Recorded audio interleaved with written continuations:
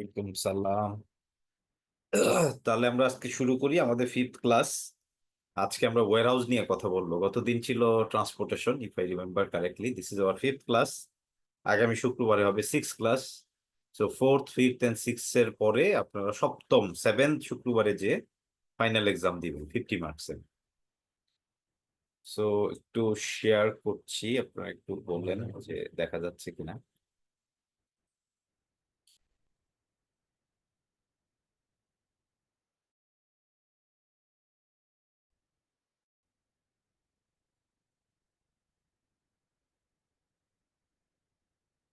দেখা যাচ্ছে?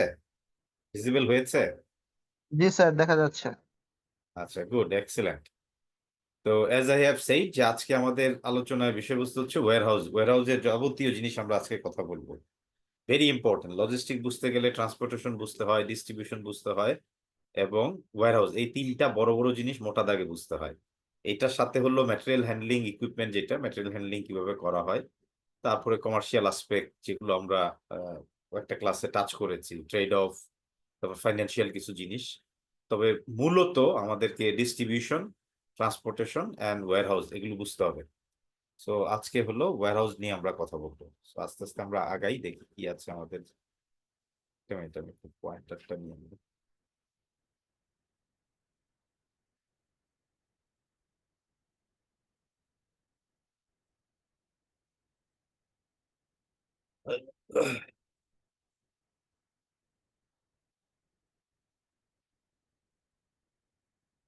স্ক্রিন মনে চলে গেছে, তাই না? জি। আহ, জি স্যার। স্ক্রিন চলে গেল।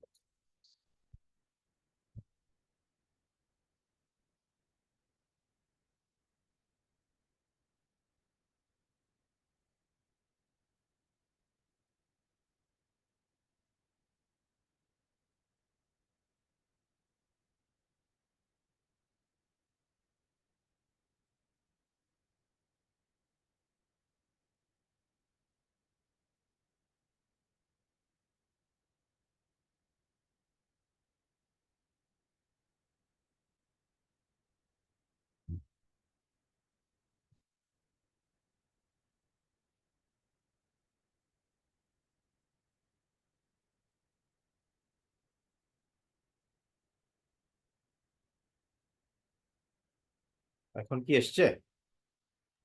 জি স্যার, এসছে। জি স্যার, জি আচ্ছা। স্যার, কি দেখেছি দেখা স্যার। যাচ্ছে? Okay, thank you. Thank you very much. So আজকে আমরা আলাপ করবো warehousing and storage management. Very very important part within logistic and also within supply chain. হ্যাঁ, মানে খুবই গুরুত্বপূর্ণ। Warehousing and storage management যদি সঠিকভাবে করতে না পারি, it has got a lot of detrimental impact in the business. So আমাদেরকে এটা বুঝতে হবে।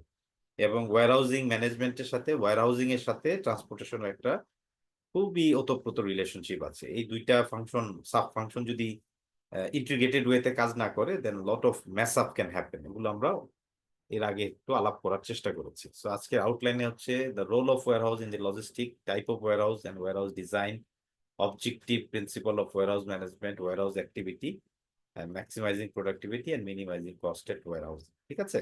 তো আজকের টপিক বা ক্লাসের উপর অনেক কোশ্চেন আসবে। ইউ আন্ডারস্ট্যান্ড যে তিনটা ক্লাস থেকেই আপনাদের 50 মার্কসের কোশ্চেন আসবে, third, fourth and fifth. So warehouse থেকেও অনেক কোশ্চেন আসবে। সো ওয়্যার হাউস ম্যানেজমেন্ট আমরা যদি একটু দেখি, ইন টার্মস অফ ডেফিনেশন কি বলেছে।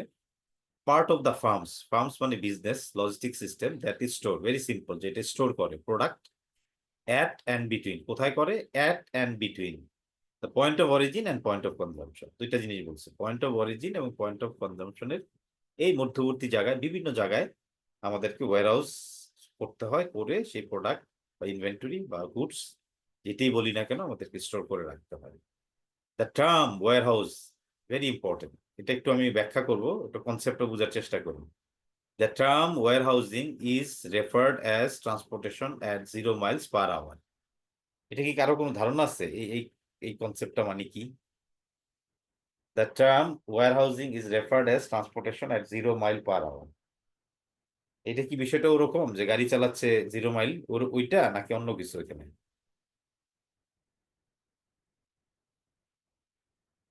এটা আমাদের একটু বুঝতে হবে। Any idea from anybody?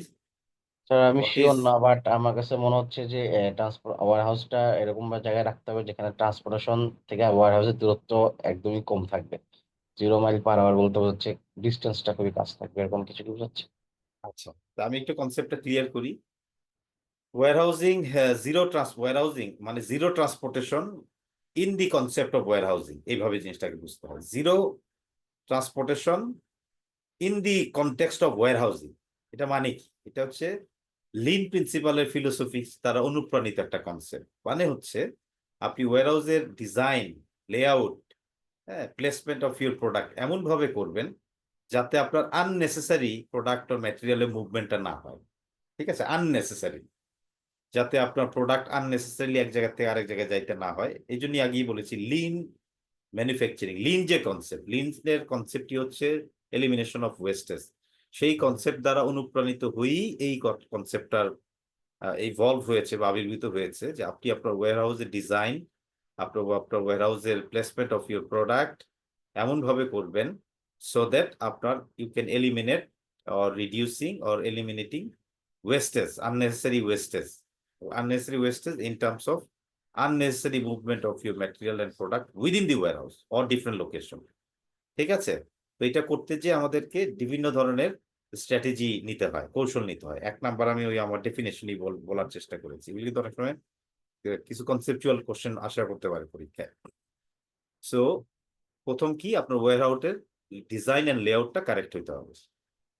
তারপরে আপনার ম্যাটেরিয়াল প্লেসমেন্ট যেখানে করবেন, স্টোরেজটা আপনার কারেক্ট জায়গায় হইতে হবে।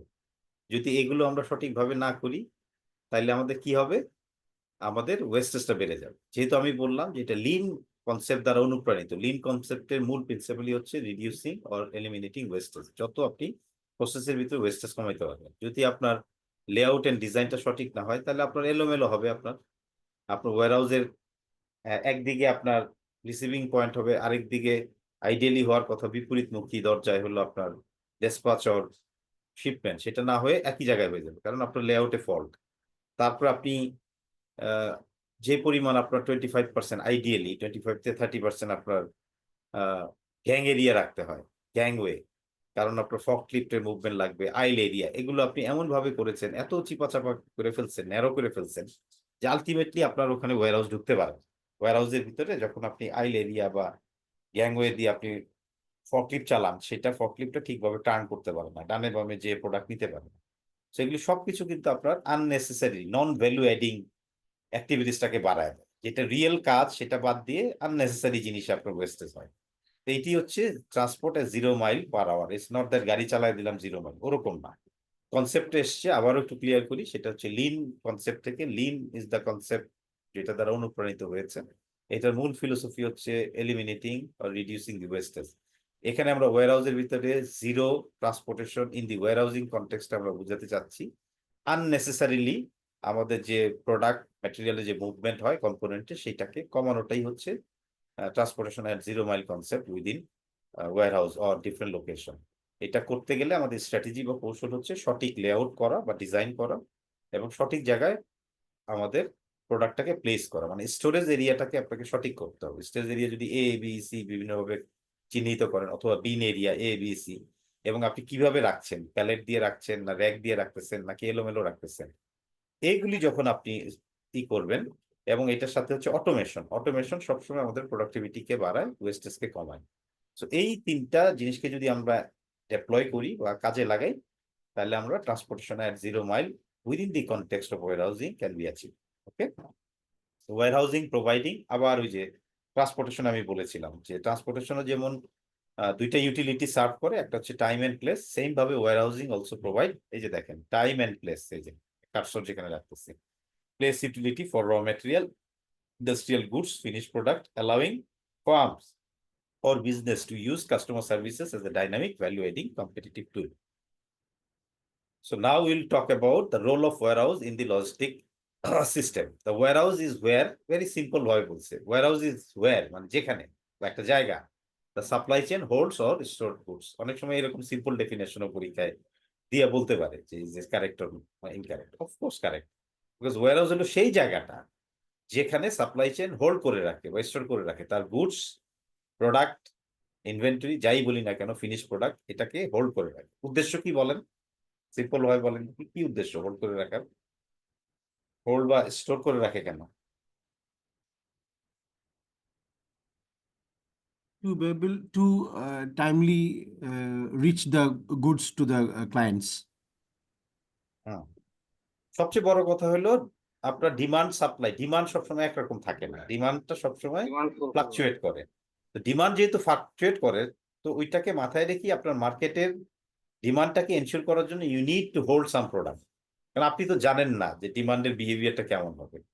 এটা যদি জাস্ট ইন টাইম হইতো, আমি প্রত্যেক দিনই জানবো আমার এই পরিমাণ বিক্রি হবে এবং প্রত্যেক দিনই আমি এই পরিমাণ উৎপাদন করব, তাইলে আর আমার স্টোরেজের দরকার ছিল না। আমি উৎপাদন করব ফ্যাক্টরি থেকে, আমি ডাইরেক্ট মার্কেটে ছাড়বো।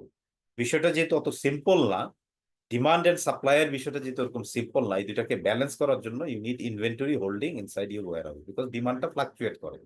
সো সেই জন্য ফর দ্য টাইম বিং আপনাকে আপনার প্রোডাক্টটাকে হোল্ড করে রাখতে হয় মার্কেটের অনুযায়ী, আপনি যাতে ওই অনুযায়ী তাকে সার্ভ করতে পারেন। যেহেতু জিনিসটা ফ্লাকচুয়েট করে, ইটস নট সরল রৈখিক না, এক এক সময় এক এক রকম ডিমান্ড আসে, কখনো বেড়ে যায় কখনো কমে যায়।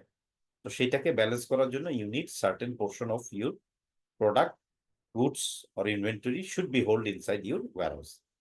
The function of warehouse include, warehouse এর ফাংশনের ভিতর কি কি, খুবই ছোট ছোট বুলেট পয়েন্টে অনেকগুলি স্লাইড আছে, interesting also, easy to understand, একটু মনোযোগ ধরে রাখবেন তাইলে উপকার হবে আর কি। Transportation consolidation, transportation consolidation means হলো আপনার অনেকগুলি অর্ডার আসলো, সেটাকে কনসলিডেট করার দায়িত্ব হলো ওয়্যারহাউসে। ঠিক আছে, আপনাকে 5টা ট্রাক পাঠিয়ে দিচ্ছে, হ্যাঁ, আপনি এসকিউ দেখে, অর্ডার পিকিং দেখে এটাকে কনসলিডেট করতে পারেন, যে ট্রান্সপোর্টেশন কনসলিডেশন। আপনি আপনার স্টকটাকে দেখে আপনি you can make some adjustment, consolidation বলে। প্রোডাক্ট মিক্সিং, প্রোডাক্ট অনেক সময় মিক্স আসে, ফ্যামিলি মিক্স হতে পারে, অথবা এসকিউ, একটা ট্রাকে বলা হলো বেনসন রাইজিস full flavour and blue gold দুইটাই মিক্স করে দিতে হবে, অথবা ইউনিলিভারের প্রোডাক্ট লাক্সাবান এবং লাইফ বয় দুইটাই মিক্স করে দিতে পারে। আমরা যদি if we talk about the square food and বেভারেজের প্রোডাক্ট, রাঁধুনি গুঁড়া মশলা, ওখানে বলা হলো হলুদ, ঠিক আছে, চিলিজ অথবা জিরা, তিনোটাকে মিক্স করে ট্রাকে উঠায় দেয়, that's call product mixing. SQ অনুযায়ী, স্টক কিপিং ইউনিট অনুযায়ী আমরা মিক্স করি, আমরা অনেক সময় ফ্যামিলি অনুযায়ীও করতে পারি। ডকিং, আমরা জানি ট্রাক যখন আসে তখন সেই ট্রাকটাকে ওয়্যারহাউসের দরজার মুখে প্লেস করতে হয়, এই লোডিং বের নিচে, দ্যাটস কল ডকিং, ডক করা। জাহাজ যেমন ডক করে পোর্টে এসে, তাহলে আপনি মালামাল খালাস করবেন কেন, উঠাবেন কেন, এই জন্য ডক করতে হয়, এইখানে হইলো সেম জিনিস ডকিং। সার্ভিস, তারপর আমরা সার্ভিস দিয়ে থাকি ওয়্যারহাউসের মাধ্যমে, আমরা ভ্যালু এডেড সার্ভিস দিই, আমরা লজিস্টিক্যাল সার্ভিস দিই, আমরা বিভিন্ন ধরনের সার্ভিস দিয়ে থাকি অ্যাজ এন্ড হোয়েন রিকোয়ার্ড, যেভাবে আপনার বায়ার চায়। প্রোটেকশন এগেইনস্ট কন্টিনজেন্সি, আমরা কন্টিনজেন্সি এগেইনস্টে আমরা একটা প্রোটেকশন হিসাবে এই ওয়্যারহাউজিংটা কাজ করে। কন্টিনজেন্সি, সোজা কথা, কন্টিনজেন্সি প্ল্যান করতে হয় না, যদি এই হয় যদি ওই হয়, আপনার তখন ইনভেন্টরি যদি ওইভাবে না রাখেন, তাহলে এই ধরনের কন্টিনজেন্সি এগেইনস্ট আপনি প্রোটেকশন কাভারেজ নিতে পারবেন। Now will talk about type of warehousing, different type, এগুলো আমরা একটা একটা করে আলাপ করবো। প্রথমে হচ্ছে পাবলিক ওয়্যারহাউস। পাবলিক ওয়্যারহাউজিং মানে হচ্ছে যেটা থার্ড পার্টি দিয়ে যে ওয়্যারহাউসটা করা হয়, এটা হচ্ছে পাবলিক ওয়্যারহাউজিং বলা হয়। এই পাবলিক ওয়্যারহাউজিং করার পরে এটাকে আপনি বিভিন্ন জনের কাছে আপনি এই ওয়্যারহাউসটাকে আপনি ব্যবহার করতে দিতে পারবেন, স্টোরেজ হিসাবে করতে পারবেন, অ্যাসেম্বলি হিসাবে করতে পারবেন, ভ্যালু এডেড জব করার জন্য আপনি করতে পারবেন, বিভিন্ন ভাবে আপনি পাবলিক ওয়্যারহাউজিং তাকে আপনি কাজে লাগাইতে পারবেন। পাবলিক ওয়্যারহাউজিং এর একটা বৈশিষ্ট্য হচ্ছে এটা একটু শর্ট টার্ম হয়, এটা লং টার্ম হয় না। ঠিক আছে, এই জন্য অনেক সময় কস্ট এফিসিয়েন্সি হয়, কেউ যখন একটু দীর্ঘমেয়াদী কোনো ইয়েতে যেতে চায় না, একটু ফ্লেক্সিবিলিটি যখন থাকে, তখন পাবলিক ওয়্যারহাউজিং এর ভিতরে মানুষ এই ধরনের ইয়েতে হয়। তো থার্ড পার্টির মাধ্যমে এই ওয়্যারহাউজিংটা করা হয়। যখন আমরা প্রাইভেট ওয়্যারহাউজিং এর কথা বলবো, প্রাইভেট ওয়্যারহাউজিং হলো যে কোনো একটা কোম্পানি যখন নিজের উদ্যোগে করে, বিএটি যখন তার উদ্যোগে ওয়্যারহাউস বানায়, ইউনিলিভার যখন তার উদ্যোগে ওয়্যারহাউস বানায় তার নিজস্ব পারপাস সার্ভ করার জন্য, হ্যাঁ, রেখেই ব্যাংকাইজার যখন নিজস্ব বানায়, যখন স্কোয়ার, যখন টয়লেট্রিজ যখন নিজস্ব ওয়্যারহাউস বানায়, বেক্সিমকো যখন বানায়, আকিজ যখন নিজেরা বানায়, তার ওন পারপাসের জন্য, তার স্টোরেজ, তার অ্যাসেম্বলি, তার প্রোডাক্টে রাখবে, সমস্ত কিছু সে মনিটর করবে। সেটা করার জন্য যে ওয়্যারহাউসগুলি হয় সেটাকে বলি আমরা প্রাইভেট ওয়্যারহাউস। ক্লিয়ার?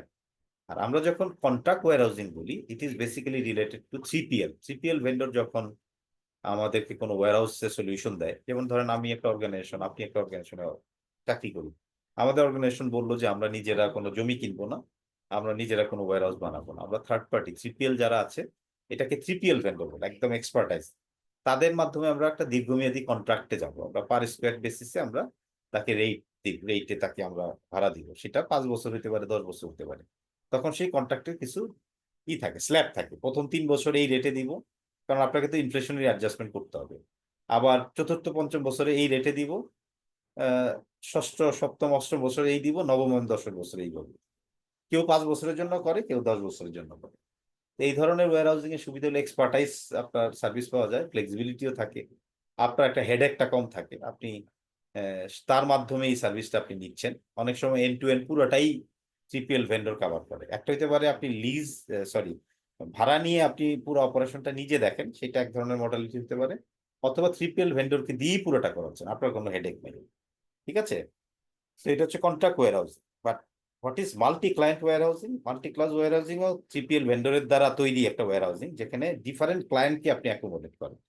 ওই ওয়্যারহাউসিং ফ্যাসিলিটিস ভিতরে বিভিন্ন বিজনেস, বিভিন্ন অর্গানাইজেশন, বিভিন্ন কোম্পানিকে আপনি যার যার যতটুকু দরকার, আপনার 1 লক্ষ স্কোয়ার ফিটের বা 2 লক্ষ স্কোয়ার ফিট একটা বিশাল ওয়্যারহাউস আছে, বা 3 লক্ষ স্কোয়ার ফিট একটা বিশাল ওয়্যারহাউস আছে, একটা সিঙ্গেল কোনো অর্গানাইজেশন হয়তো এটা আপনাকে নিচ্ছে না, তখন আপনি মাল্টিপল ক্লায়েন্ট খুঁজতেছেন। এক কোম্পানিকে 50,000 দিলেন, আরেকজনকে 30 দিলেন, আরেকজনকে 70 দিলেন, এইভাবে দিয়ে দিয়ে আপনি পুরো স্পেসটাকে ইউটিলাইজ করতেছেন। তো different space and different product are dedicated for different client. তো এটাতে সুবিধা কি? যদি কস্টের উপর আপনার সাথে ছোট ছোট অর্গানাইজেশন, বড় ক্লায়েন্ট বড় অর্গানাইজেশন হলে প্রাইভেট ওয়্যারহাউজিং এ যায় বা কন্ট্রাক্ট ওয়্যারহাউজিং এ যায়। যারা ছোট ছোট অর্গানাইজেশন, ছোট ব্যবসা, তার জন্য কস্টের বেনিফিট ইম্পর্টেন্ট, তার জন্য ফ্লেক্সিবিলিটি ইম্পর্টেন্ট, এই জন্য তারা মাল্টি ক্লায়েন্ট ওয়্যারহাউজিং সিস্টেমে যায়। আমি জানি না আপনাদেরকে বলেছিলাম কিনা, যখন আমি বিএটিতে চট্টগ্রামের ডিভিশনাল ম্যানেজার ছিলাম, তখন আমাদের সেন্ট্রাল ওয়্যারহাউস ছিল হলো ইস্পাহানিতে। ইস্পাহানিতে আমরা আমাদের সেন্ট্রাল চিটাগাং ডিভিশনের সমস্ত টোবাকো কিনে সেন্ট্রাল ওয়্যারহাউসে রাখতাম। ইস্পাহানি থেকে আমরা এগুলো ভাড়া নিয়েছিলাম, প্রায় 3 লক্ষ স্কোয়ার ফিটের বিভিন্ন ওয়্যারহাউস, 7-8টা মিলে 3 লক্ষ স্কোয়ার ফিট। তো ওখানে শুধু বিএটি নিজস্ব ওয়্যারহাউস যেটুকু তারা ভাড়া নিয়েছিল তাদের প্রোডাক্টটাই রাখতো। বাট অন্যান্য আদার যে ওয়্যারহাউসে আমরা কিন্তু মাল্টিপ্লাইং ক্লায়েন্ট ওয়্যারহাউজিং দেখেছি, কারণ বিএটির প্রোডাক্ট টোবাকোর সাথে অন্য প্রোডাক্ট রাখাটা অ্যাডভাইজেবল না এজ আ গাইডলাইন, যেই কারণে অন্যদেরকে এই স্পেসটা দেওয়া হতো না। কিন্তু অন্যান্য ওয়্যারহাউসে আমরা দেখেছি ডিফারেন্ট ক্লায়েন্ট এই শেয়ারিংটা করতে। সো ইস্পাহানি কিন্তু অলরেডি এই জিনিস করে। অনেকেরই যাদের এনাফ ওয়্যারহাউস আছে তারা এই মাল্টি ক্লায়েন্ট ওয়্যারহাউজিং এ যায়। বাট এটাতে আবার একটা প্রবলেম হলো একটু লেস কন্ট্রোল, হ্যাঁ, কারণ আবার অনেক সময় প্রসেসে ডিলে হয়, কারণ একই ওয়্যারহাউস প্রেমাইসিসের ভিতরে যদি 3টা ক্লায়েন্ট 4টা ক্লায়েন্ট অপারেট করে, আপনার কিছু ক্ষেত্রে ডিলে হইতে পারে, এবং অনেক ক্ষেত্রে আপনার কস্টে আপনি বেনিফিট পাবেন, বাট অনেক ক্ষেত্রে আপনার কন্ট্রোল লুজ হয়ে যেতে পারে।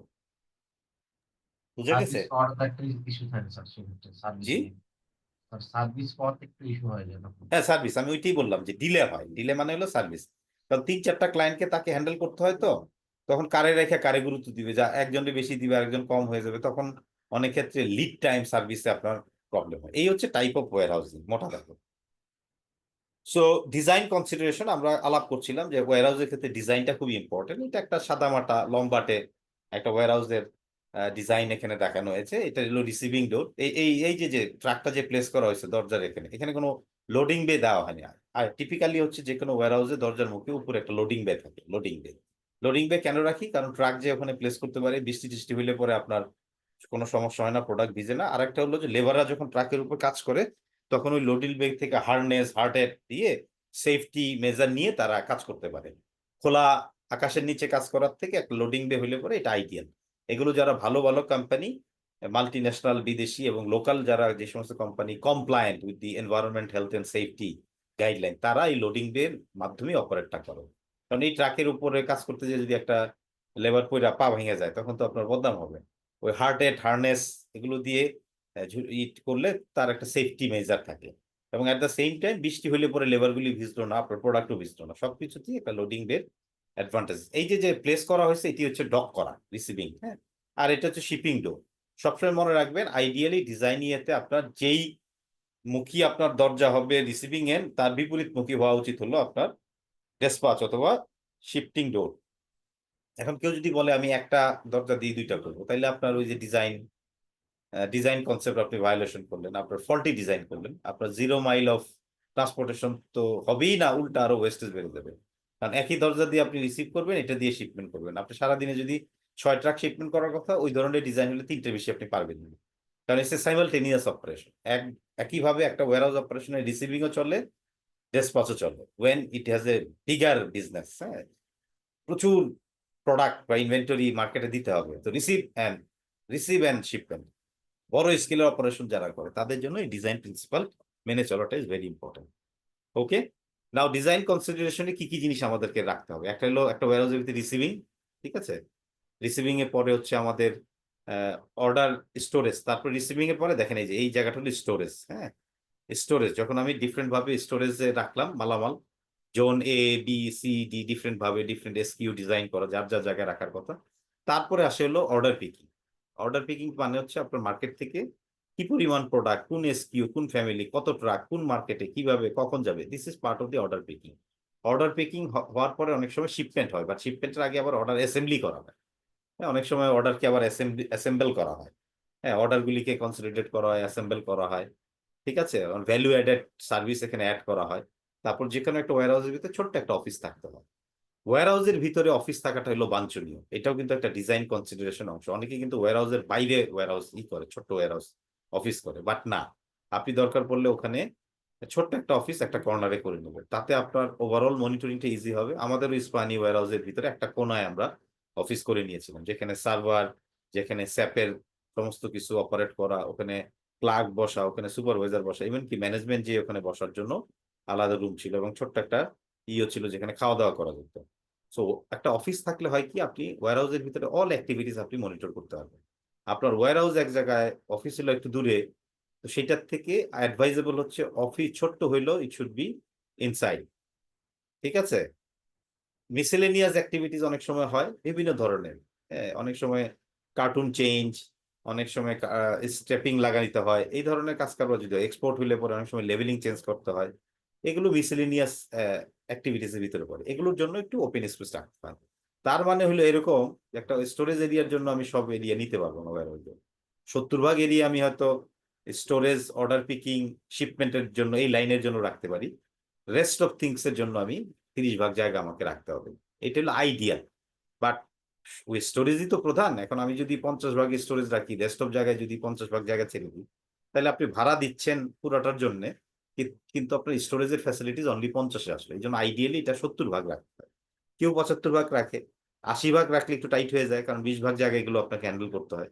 আর যারা মনে করেন ডিজাইন কনসিডারেশনকে কোনো পাত্তাই দিল না, তারা মনে করে আমি পুরোটা জায়গায় স্টোরেজ করে রাখবো, তাহলে তাদের ফল্টি ডিজাইন হবে, ফল্টি লেআউট হবে, যেটার কারণে আপনার ওই যে ওয়েস্টেজ তো কমবি না, উল্টা আরো বাড়বে। তার মানে you are compromising zero transportation concept or principle within a warehousing operation. Now principle of warehouse layout design, এগুলো পরীক্ষা সবই আসতে পারে। হ্যাঁ, যে এই সমস্ত স্লাইডগুলি থেকে অনেক কোশ্চেন আসার সম্ভাবনা আছে। So principal of warehouse layout design, একটা লেআউট ডিজাইন করতে গেলে কি কি প্রিন্সিপাল হয়? Number 1 principal, use one story facilities. আমরা সব জায়গায় দেখি ওয়্যারহাউসটা একতলা হলে ভালো হয়, সেটার ক্লিয়ার হাইট অনেক বেশি হইতে পারে, 20 ফিট হইতে পারে, 25 ফিট হইতে পারে, 30 ফিট হইতে পারে, বাট একতলা ওয়ান স্টোরি ফ্যাসিলিটিস হলে ভালো হয়। তারপরে move goods in a straight line, straight লাইনে হয়, জিগজ্যাগ হলে কিন্তু হবে না। আপনার প্রোডাক্টটা যখন মুভ হবে, ফকলিফট দিয়ে স্ট্রেট লাইনে যাবে, যে ডানে বামে সে ঢুকবে প্যালেটে রাখার জন্য, that is different, but overall movement হবে স্ট্রেট লাইন, সেই কথাটাই বলা হচ্ছে। আপনার ওই স্ট্রেট লাইনের ভিতরে যদি আবার জিগ জ্যাগ এমন হয়, তাইলে হবে না। So use efficient materials handling equipment. Material handling equipment একটা হচ্ছে ওয়্যারহাউসের ভিতরে হচ্ছে সর্বোচ্চ যেটা ইউজ হয় বা খুবই প্রচলিত, ওয়াইডলি অ্যাকসেপ্টেড হচ্ছে আপনার ফর্কলিফট, অনেক সময় সিজার লিফট, অনেক সময় বোম লিফট, হ্যাঁ, অনেক সময় হ্যান্ড ট্রলি, বিভিন্ন ধরনের জিনিস হয়। আরো বড় অপারেশন হলে ক্রেইন। তো এগুলো হচ্ছে ম্যাটেরিয়াল হ্যান্ডলিং ইকুইপমেন্ট, এগুলো এফিশিয়েন্ট ওয়েতে আপনাকে ব্যবহার করতে হবে, এবং যারা ব্যবহার করছে তারাও এফিশিয়েন্ট হতে হবে। Use and effective storage plan, effective plan হইতে হবে স্টোরেজের, এলোমেলো হ্যাফেজার রাখলে হবে না। আপনার যদি এই জায়গাটা অ্যালোকেট করা হয় বেনসন হেজেস এর জন্য, বেনসন হেজেসই থাকবে, এখানে জেপিজিএল ঢুকানো যাবে না। এটা যদি হয় লাইফ বয় সাবানের জন্য, লাইফ বই হবে, এখানে লাক্স ঢুকাবেন না। তো যখনই অ্যামালগেমেটেড মিক্স করে ফেলবেন, তখন যখন আপনার অর্ডার পিকিং হবে, তখন ওই প্যালেট ভেঙে ভেঙে আপনাকে আবার সরাইয়া আপ ডাউন করে আপনাকে প্রোডাক্টটাকে চুজ করে বেছে তারপর নিতে হবে। That means you are increasing your time, consumption time ওটা বেড়ে যাবে। তার মানে আপনি প্রতিদিন যে টার্গেট অনুযায়ী আপনি শিপমেন্ট করার কথা, আপনি কম্প্রোমাইজ হয়ে যাবে। 6টার জায়গায় আপনি 4.5 বেশি দিতে পারবেন না, বিকজ অফ এই অ্যামালগামেটেড হয়ে যাবে। মেবি হয়তো 4টে বেশি দিতেই পারবেন, বিকজ আপনি মিক্স করে রেখেছেন, রাইট? মিনিমাইজ আইল এরিয়া। আইল এরিয়াটা নর্মালি আমরা আইডিয়ালি বলি 1.5 ফুটের মতন। হ্যাঁ, মিনিমাইজ 1.5 ফুট, এটা আইডিয়াল। দুইটা প্যালেট বা দুইটা স্টকের মাঝখানে বা মাঝখানে যে হেঁটে যাওয়ার যে জায়গা, আইল এরিয়া। আরেকটা কোশ্চেন করি আপনাদেরকে, ওয়্যার হাউসের একদম চারিদিকে যে ওয়াল থাকে সেটার সাথে লাগায় দিয়ে প্যালেট দিয়ে আপনি স্টক রাখবেন, না ওয়াল থেকে প্যালেটের একটা গুরুত্ব থাকবে? থাকলে কত দূরত্ব থাকবে। কত থাকলে?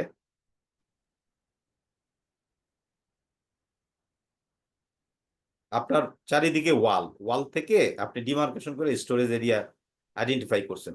ওই পিছনের সাইড দিয়ে যখন স্টকও আছে, আপনার প্যালেটও আছে, এটা মিনিমাম 1.5 ফিট। মিনিমাম 1.5। জি, 1.5 ফিট। হ্যাঁ 1.5 ফিট। 1 মিনিট ভাইয়া, একটা মিনিট।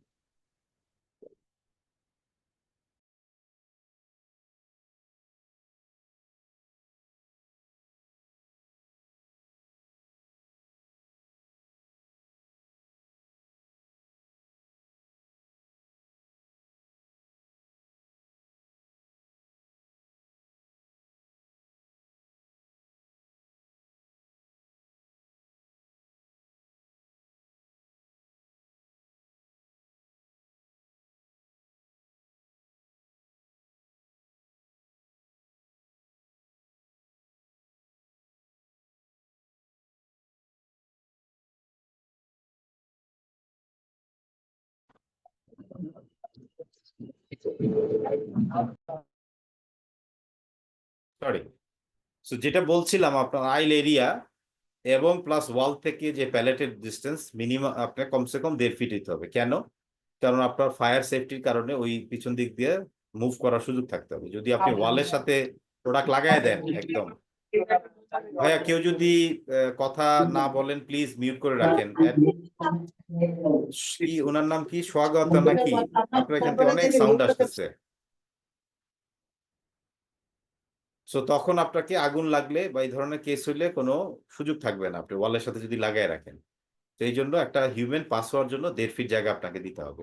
বাট আপনি আবার 3 ফিট রেখে আননেসেসারি জায়গাকে ওয়েস্ট করেন না আইল এরিয়া। ওই কথাটাই বলা হচ্ছে, যেটা মিনিমাম দরকার, minimum standard environment health and safety গাইডলাইনের সাথে মিলিয়ে রেখে সেটা আপনাকে করতে হবে। Use maximum height of the building. যে কোনো বিল্ডিং, আমাদের এখানে বাংলাদেশের মতন জায়গায় স্পেস ইজ ভেরি প্রেশাস, গোল্ডের মতন জায়গা আমাদের এত বেশি নাই। ছোট দেশ, মানুষ অনেক বেশি, সেখানে যদি আমরা ওয়েস্ট করি হরাইজন্টালি, অনেক সময় আমরা জায়গা পাই না, তখন আমাদেরকে ভার্টিক্যালি ম্যানেজ করতে হয়।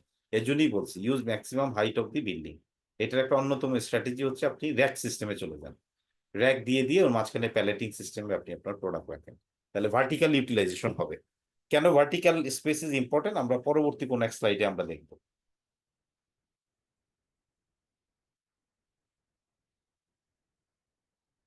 সো বেসিক ওয়্যারহাউস অপারেশন, খুবই চমৎকার একটা স্লাইড, যেখানে একদম সিম্পল ভাবে এখানে বলা হয়েছে। Very important for your concept ক্লিয়ারের জন্য এবং at the same time for your exam. প্রথমে হচ্ছে আমরা ইনপুট বলি, ইনপুট মানে রিসিভ করা, ঠিক আছে? তারপর আউটপুট, আউটপুট মানে হলো বের হয়ে যাওয়া। ওয়্যারহাউসের ইনপুট হচ্ছে রিসিভিং, খেয়াল রাখেন কিন্তু কনসেপচুয়ালি ওয়্যারহাউসের রিসিভিংটা হচ্ছে তার ইনপুট। রিসিভ করা মানে হচ্ছে আপনি ট্রাক দিয়ে মালামাল নিয়ে ঢুকলেন, ওয়্যারহাউসের গেট দিয়ে ঢুকলেন, চালান টালান সব চেক করলো, ওয়্যারহাউসের গেটে যে সিকিউরিটি গার্ড আছে চেক করে দেখলো ইয়েস এটা এখানেই আসার কথা এবং সঠিক প্রোডাক্ট নিয়ে আসার কথা, সে অ্যালাউ করলো। তারপরে ওয়্যারহাউসের গেটের মুখে, দরজার মুখে যেটা রিসিভিং পয়েন্ট, লোডিং বেল নিচে এসে সে ট্রাকটাকে প্রেস করলো। তখন থেকেই রিসিভিং এর অ্যাক্টিভিটি শুরু হয়। রিসিভিং মানে হলো শিডিউল ক্যারিয়ার। আপনার আনার কথা হলো যে ভেন্ডর, সে না এসে বাজারের এক ট্রাক এসে ঢুকে পড়ছে, তাহলে তো আপনাকে স্ক্রুটিনি করতে হবে, হু ইজ দিস ট্রাক ওনার, কে ঢুকলো, এটা কি শিডিউল ক্যারিয়ার নাকি বাইরের কেউ ঢুকে পড়ছে। সো এগুলো হলো রিসিভিং এন্ডে চেক করার বিষয়। তারপর চেক টেক করে আপনি আনলোড করা শুরু করবেন। ভেহিকেলটার পেছনের দরজা আপনি ওয়্যারহাউসের দরজার মুখের সাথে লাগাই দিবেন, লাগাই দিয়ে ওই ট্রাকটার ব্যাগ ঢালা খুলে দিবেন, খুলে দিয়ে আপনি আনলোডের প্রক্রিয়া শুরু করবেন। আনলোড যখন করবেন তখন আপনি ইনস্পেকশন করতে হয় ফর ড্যামেজ। এটা নিয়ম হচ্ছে 5 to 10%। এটা হচ্ছে business to business, product to product, আপনাকে মিনিমাম 5% করতে হবে, ম্যাক্সিমাম 10% যেতে পারেন। যদি কোনো ট্রাকে দেখেন বেশি ড্যামেজ, তাহলে আপনাকে 100% করতে হবে। সেটা হলো আপনার প্রসেস যেভাবে আপনি ডিভাইন করেন। হ্যাঁ, ইন্সপেকশন ইজ ভেরি ইম্পর্টেন্ট, কারণ ইন্সপেকশন ছাড়া আপনি রিসিভ করে ফেললেন, মালামাল আপনার স্টোরেজে ঢুকায় ফেললেন, তারপরে আবার যখন অর্ডার পিকিং হলো তখন আপনি বলতেছেন প্রোডাক্ট ড্যামেজ, তখন যেই এন্ড থেকে আপনি রিসিভ করছেন, কারণ এখানেও তো কাস্টমার সাপ্লায়ারের একটা রিলেশনশিপ। ফ্যাক্টরি হলো আপনার জন্য সাপ্লায়ার, আপনি ওয়্যারহাউস হিসেবে রিসিভ করছেন, আপনি হলো ফ্যাক্টরির জন্য কাস্টমার, কাস্টমার সাপ্লায়ার রিলেশনশিপ। আবার যদি আপনার প্রোডাক্ট ডাইরেক্ট সাপ্লায়ারের কাছ থেকে আসে, তাহলে সাপ্লায়ার তো সাপ্লায়ারই, আপনি তার কাস্টমার হিসেবে রিসিভ করলেন। এক ওয়্যারহাউস থেকে যখন আরেক ওয়্যারহাউসে দেবে, that's also a supplier customer relationship. হ্যাঁ, আপনি রিসিভ করার পরে যদি কোনো ড্যামেজ ইন্সপেকশন রিপোর্ট তৈরি না করেন, ছবি না তোলেন, পরে অর্ডার পিকিং এর সময় আপনি চিল্লাইতেছেন, যার কাছ থেকে আসে সে তখন আপনাকে তো বলবে যে না, আপনি তো আমাকে কোনো রিপোর্ট দেন নাই, এখন এটা আপনার ওখানে হয়েছে, আমি তো এটা দায়ভার নিব না। Very simple process, right? তারপর হচ্ছে পুট অ্যাওয়ে। পুট অ্যাওয়ে হচ্ছে আইডেন্টিফাই প্রোডাক্ট, প্রোডাক্টটাকে আইডেন্টিফাই করেন। What is identify? যে আমার এখানে সাবান আসার কথা, সাবান আসছে না শ্যাম্পুর বোতল চলে আসছে। একটা বিভিন্ন অর্গানাইজেশন তো অনেক এসকিউ নিয়ে কাজ করে, তাই না? আবুল খায়ের মতন অর্গানাইজেশন, শত শত এসকিউ, তার হাজার হইতে পারে। মেঘনা গ্রুপ অফ ইন্ডাস্ট্রিজ, আকিস, কত এসকিউ তার। তাহলে আইডেন্টিফাই দ্য প্রোডাক্ট, যেটা যেখানে আসার কথা সেটা আসছে কিনা। আইডেন্টিফাই প্রোডাক্ট লোকেশন, তারপর আপনি লোকেশন চুজ করছেন, A zone, B zone, C zone, D zone. A জোনে আপনি স্যার, বলে দিচ্ছেন, জি একটা প্রশ্ন ছিল। এই বি আইডেন্টিফাই প্রোডাক্ট এটা রিসিভিং স্টেজে হওয়ার কথা ছিল না? মানে ওখানে তো আমি ড্যামেজটা দেখছি কতটুকু হচ্ছে, মানে তখনই তো এটা আইডেন্টিফাই মানে করার কথা। এটা হচ্ছে কি আর একটু ডিটেইলে করেছে। আপনি যদি পুট অ্যাওয়ে প্রসেসটাকে বাদ দিয়ে দেন, তাহলে এটা রিসিভিং এর অংশ। এখন কি আমি বুঝাইতে পারছি? অনেক জায়গায় দেখবেন এত ডিটেল নাই, মোটা দাগে বলছে রিসিভিং, স্টোরেজ, শিপমেন্ট, ফিনিশ, 3 ভাগে ভাগ করে দিচ্ছে। ওকে, তখন আপনার এটা চলে যাবে পুট অ্যাওয়ে। যখন এটা আপনি একটু ডিটেইলে যাবেন, আর একটু ভেঙে ভেঙে বলতেছে, এই জন্য এতগুলি জিনিস আসছে। আপনি যদি সিম্পল ওয়েতে বলেন ওয়্যারহাউস অপারেশন কি, receive, storage, shipment, finish. Garments এর ক্ষেত্রে কি আপনার, গার্মেন্টস এর ক্ষেত্রে কাটিং এন্ড সিভিং, মোটা দাগে যদি বলেন আরএমজি কি করে, কাটিং করে, কাটিং এন্ড আর making, CNM. Cutting and making বা সিভিং, বা যেটাকে বলে সেলাই করা। জি, এর মাঝখানে বহু প্রসেস আছে, বাট আমি মোটা দাগে যখন কাউকে বোঝানো হয় একদম খুব সিম্পল টার্মসে, তখন হলো receiving, storage and shipping. But এখন দেখেন যখন ভেঙে ভেঙে বলতেছে, দেখেন ভিতরে 4টে বলতেছে, গেটের মুখে একটা বলতেছে, গেটের বাইরের দিকে একটা বলতেছে। গেটের বাইরে মানে আসলে বাইরে, কিন্তু ইনসাইড হয়েই তো বাইরে যায় নাকি? শিপিং হইতে গেলে ট্রাকটা সে লোডিং বে দরজার মুখের বাইরে রাখে, বাট প্রক্রিয়াটা তো ভিতর থেকে শুরু হয়। টোটাল দেখেন আরো ভেঙে যখন বলছে, তখন আসলে 6টা প্রসেস। তো এই জন্য পুট অ্যাওয়ে হচ্ছে এই জিনিস। আপনি যদি ই দিয়ে এসএপি দিয়ে করেন, আপনি বারকোড স্ক্যান করবেন, পিডিএ দিয়ে করতে পারেন, পাম্পটপ দিয়ে করতে পারেন। স্ক্যান করলে আপনি দেখে ফেলবেন, আপনার প্রোডাক্টের ইনফরমেশন সব চলে আসলো। প্রোডাক্ট যেই লোকেশনে বলা হয়েছে সেই লোকেশনে, এই জায়গাটা লাইফ বয়ের ওখানে যাবে, এটা লাক্সাবানের ওখানে যাবে না। হ্যাঁ, লাক্সাবানের ভিতরে আবার ভেরিয়েশন আছে। হ্যাঁ, পার্পল কালার, রোজ ফ্লেভার, অনেক ধরনের, লাভ লাভ লাভ। যেমন বেনসনের ভিতরে অনেকগুলি এসকিউ আছে। বেনসনের ভিতরে ফুল ফ্লেভার একটা এসকিউ, ব্লু গোল্ড একটা এসকিউ, সুইচ একটা এসকিউ। আলাদা আলাদা ভাবে যদি থাকে, আলাদা আলাদাই রাখতে হবে, কারণ মার্কেটে তো অর্ডার আলাদা আলাদা হবে। ওখানে তো আবার অনেক সময় যদি হয় যে না, 3টাকে মিক্স করে দেন, ওই যে প্রোডাক্ট মিক্স মনে থাকার কথা, একটা স্লাইডে বলছি, তখন আপনি মিক্স করে দিবেন। কিন্তু আপনি যদি আলাদাভাবে সেগ্রিগেট করে রাখেন, তখন আপনার মিক্স করতে সুবিধা হবে। That is the advantage. হ্যাঁ, মুভ প্রোডাক্ট, তারপর প্রোডাক্টটাকে মুভ করে দিলেন। এটা যদি হ্যান্ড ট্রলি দিয়ে দেয়, হ্যান্ড ট্রলিতে হবে। এটা যদি ফকলিফট দিয়ে হয়, ফকলিফট দিয়ে হবে। আর লেবার যদি গাড়ি নিয়ে যায়, সেটা হবে। হাতে নিয়ে যায়, মাথায় করে নেয়, হোয়াট এভার, প্রোডাক্টের মুভ বলা হচ্ছে। আপনি যেইভাবেই করেন, আপডেট রেকর্ড, তারপরে রেকর্ডটা আপডেট হয়ে যাচ্ছে, যেটি এসএপি সিস্টেম হয় স্যাপের মাধ্যমে, ওরাকেল, হোয়াট এভার যেটি আপনি ব্যবহার করেন না কেন, আপনার রেকর্ড আপডেট হবে। তারপরে স্টোরেজ, পুট অ্যাওয়ে মানে হচ্ছে স্টোরেজের দিকে যাচ্ছে। ইকুইপমেন্ট তো বললামই, ফকলিফট হতে পারে, বিভিন্ন ধরনের ইকুইপমেন্টের দিয়ে আপনাকে স্টোরেজে নিতে হবে। এবং প্লাস ওখানে প্যালেট র্যাক সিস্টেম থাকতে পারে। হ্যাঁ, প্যালেট বা দানেজ বলে, কিন্তু কাঠের দানেজ বলা হয়, কি হলো উডেন মেড দানেজ বলে, কি হয়তো প্লাস্টিক ম্যাটেরিয়ালের দানেজ দিতে পারে, প্যালেট হইতে পারে। সেই প্যালেটগুলি প্লেস করা হয় র্যাক সিস্টেমের ভিতরে, ঠিক আছে? সো সেটা হলো stock it's location. Kind of vary করে না প্রোডাক্টের উপরে, যে প্রোডাক্ট গুলো কেমন, এটা হ্যাঁ ডেন্সিটি হ্যাঁ হ্যাঁ হ্যাঁ, তা তো এরিয়া হবেই, কেমন তার তা তো হবেই, এটা তো ডেফিনেটলি। আপনার প্রোডাক্ট বিজনেস অনুযায়ী আপনি প্যালেটের ম্যাটেরিয়াল কি হবে সেইভাবে নির্ধারণ করবেন। বাট র্যাক সিস্টেমের ভিতরে প্যালেটটাকে রাখতে হয়, সেইটা রেখে আপনি ওখানে রাখবেন। সেই স্টক লোকেশনটা 3টা মাধ্যমে করতে পারো, 3টা ক্রাইটেরিয়া: পপুলারিটি, জনপ্রিয়তার ভিত্তিতে, ইউনিট সাইজের উপর ভিত্তি করে, কিউবিক জায়গা কতটুকু দখল করে। সেটার উপর ভিত্তি করে করতে হয়। স্টোরেজের পরের অংশটা হচ্ছে অর্ডার পিক। মার্কেট থেকে অর্ডার পিক আসলো, বলা হইলো ওই মার্কেটে এত ট্রাক, এত মিলিয়ন কেজি, তামাক যাবে, অথবা এত টন যাবে, অথবা এত কি বলে স্টিক্স অফ সিগারেট যাবে এত মিলিয়ন, অথবা এত পিস অফ সাবান যাবে, অথবা এত বোটলস অফ মামের বোতল যাবে, অথবা ফুটিকা জুস যাবে, হোয়াট এভার যাই বলুন, সেই অনুযায়ী আপনি ইনফরমেশন পাবেন। তারপরে ওয়াক অ্যান্ড পিক আপনার ওয়ারহাউসের সুপারভাইজার সহ বা অর্ডার পিকার যারা বলে, সেটা বেসিক্যালি আসলে লেবার গ্যাং, তারা যাবে এবং যে তারা পিক করবে, ব্যাচ অনুযায়ী পিক করবে। করার পরে শিপিং প্রিপারেশন। শিপমেন্ট প্রিপারেশন মানে হচ্ছে প্যাকিং, লেভেলিং,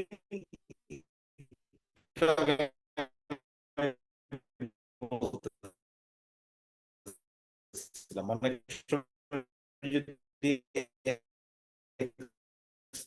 এক্সপোর্ট ইম্পোর্ট ব্যবসা হয়, অনেক সময় বায়ার লেভেলিং, ঠিক আছে,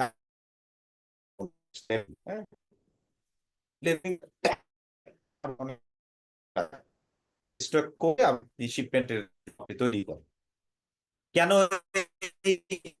এই অনেক সময় সাজেদ ভাই ক্ষমা সাজেদ ভাই ক্ষমা করবেন একটু, আপনার কথাটা কেটে কেটে আসছে, স্পষ্ট করে শুনতে পাচ্ছি না। নেটের প্রবলেম হচ্ছে মেবি। দেখতেছেন সিবিসি কার্টুন। সাজেদ ভাই একটু যদি একটু ক্ষমা করতেন, ওই আপনার কথাটা কেটে কেটে আসছে, স্পষ্ট করে শোনা যাচ্ছে না।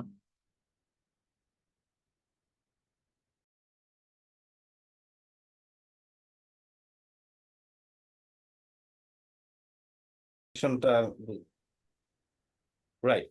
তো যেটা বলতেছিলাম, তারপরে আপনি শিপমেন্টের প্রিপারেশন নেবেন। এখন আপনি শিপমেন্ট করবেন। এই যে দেখেন, এই দরজা দিয়ে রিসিভ করছেন, তার বিপরীতমুখী দরজা দিয়ে আপনি শিপমেন্ট করতেছেন। এইটি হচ্ছে ideal layout end design.